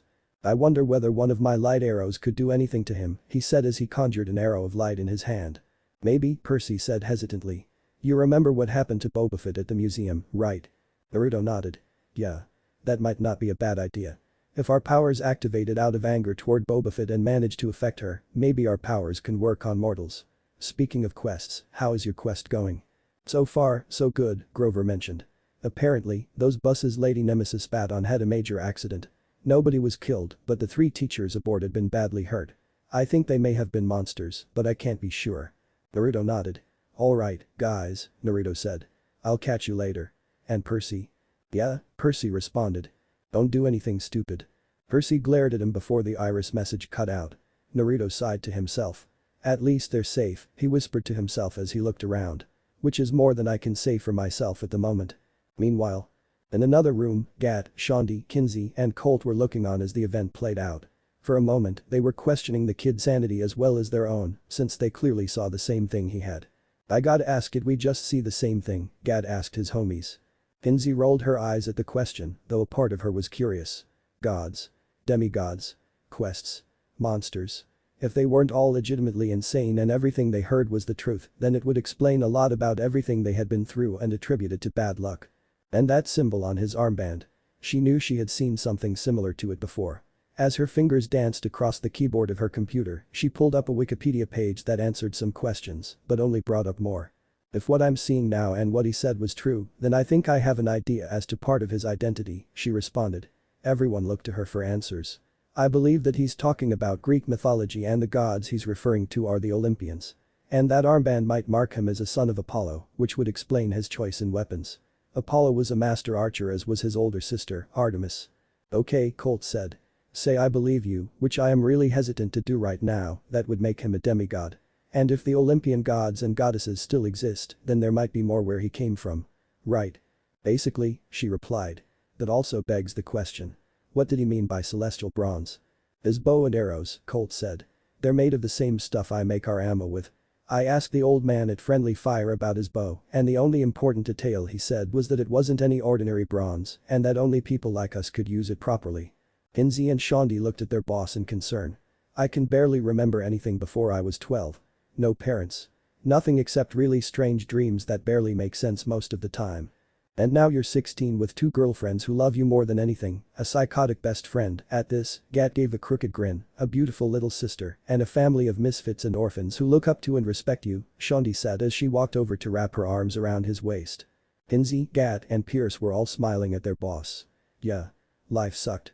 All of them could attest to that, but if they could change it all, they wouldn't. So what are we gonna do with the kid, boss? Pierce asked. Colt untangled himself from Shondi's slender and sensual arms before moving to the door. Well, I'm not sure if I believe him about the Olympian gods existing and this quest of his. He does have some skill with his bow, and he made that arrow of light. We might need his help, and I doubt he's gonna just go home and let us deal with the Uchiha Corporation. Kid strong, Gat said. Seeing him in action against those monsters, if I didn't have you guys, I don't think I'd mind having him watch my back. A compliment like that from Johnny Gat was not that easy to come by or willingly given. Then I guess I better go over there and ask if he'd be willing to help us out. A few moments later, Colt opened the door and was surprised when a celestial bronze throwing knife came inches from his ear, burying itself into the cement wall. He looked toward Naruto with a raised eyebrow. Really? He asked sarcastically. Remind me to have Gat make sure he removes all of your weapons next time. Remind me to kick that in the next time, Naruto replied smartly as he rubbed his sore jaw. Damn. If Claris ever catches word that I got sucker punched and captured on my first quest, I'll never live it down. Girlfriend? Colt asked. Friend, Naruto said with a glare. We just met less than 2 weeks ago and we got into a fight. After that, we just sort of became friends. Sounds like me and Gat, Colt said with a chuckle. Good times. Anyway, we heard that conversation you were having with your friends. Naruto looked ready to make a smartass comment until Colt motioned to the camera in the corner hidden by shadows. So, is any of it true? Naruto nodded. Of course. I'm still new to the whole my dad's an Olympian god and I'm training to be a hero shtick, but after all of the things I've seen so far, I don't have much reason to doubt it. I guess, the older teen said. Listen. Me and my friends have some business with Fugaku Uchiha and his corporation. I figure, since you have this quest or whatnot to deal with him, you might be inclined to help us out. If I wasn't so sure you were, I'd more than likely laugh in your face, call you insane, and deal with it on my own, Naruto said. After I escaped, of course. And how would you escape? Colt said. I'm curious. I'd kick you in the nuts, run downstairs, kick Gat in the nuts twice, then run out the front door while screaming my lungs out about rapists, pedophiles, and crazy people hiding in the church, he said, as if he had all the confidence in the world. Why twice? Once for sucker punching me. A second time just because I don't like him, he replied. So what's your deal with Fugaku Uchiha? Colt's cocky smirk turned serious. He got Gat's girlfriend killed a week ago, he responded, causing Naruto to look stony. Maybe I'll just kick him in the nuts once, Naruto thought out loud. Bastard's already been kicked there by Fugaku, I guess. So, you're going to help? Colt asked, getting a nod from Naruto. I don't have much of a choice, he said. Either go with you and get something done or leave and do it on my own, likely to my untimely death at the hands of an enemy I know next to nothing about. Now, all we need is a plan, Colt muttered to himself. A plan? Okay. Plan A. We bust in there, kill anything that gets in our way, kill Fugaku, then blow the hell out of the building. Plan B. We sneak in and do the same shit we were planning on doing in Plan A when we get busted, because one of you will have an itchy trigger finger. Good plans, kid. I like the way you think, Colt laughed as he took Naruto to meet his homies. Tomorrow all hell is let loose and Fugaku will die. What if Naruto kills Zeus Percy Jackson? End here, and thanks for watching my video till the end.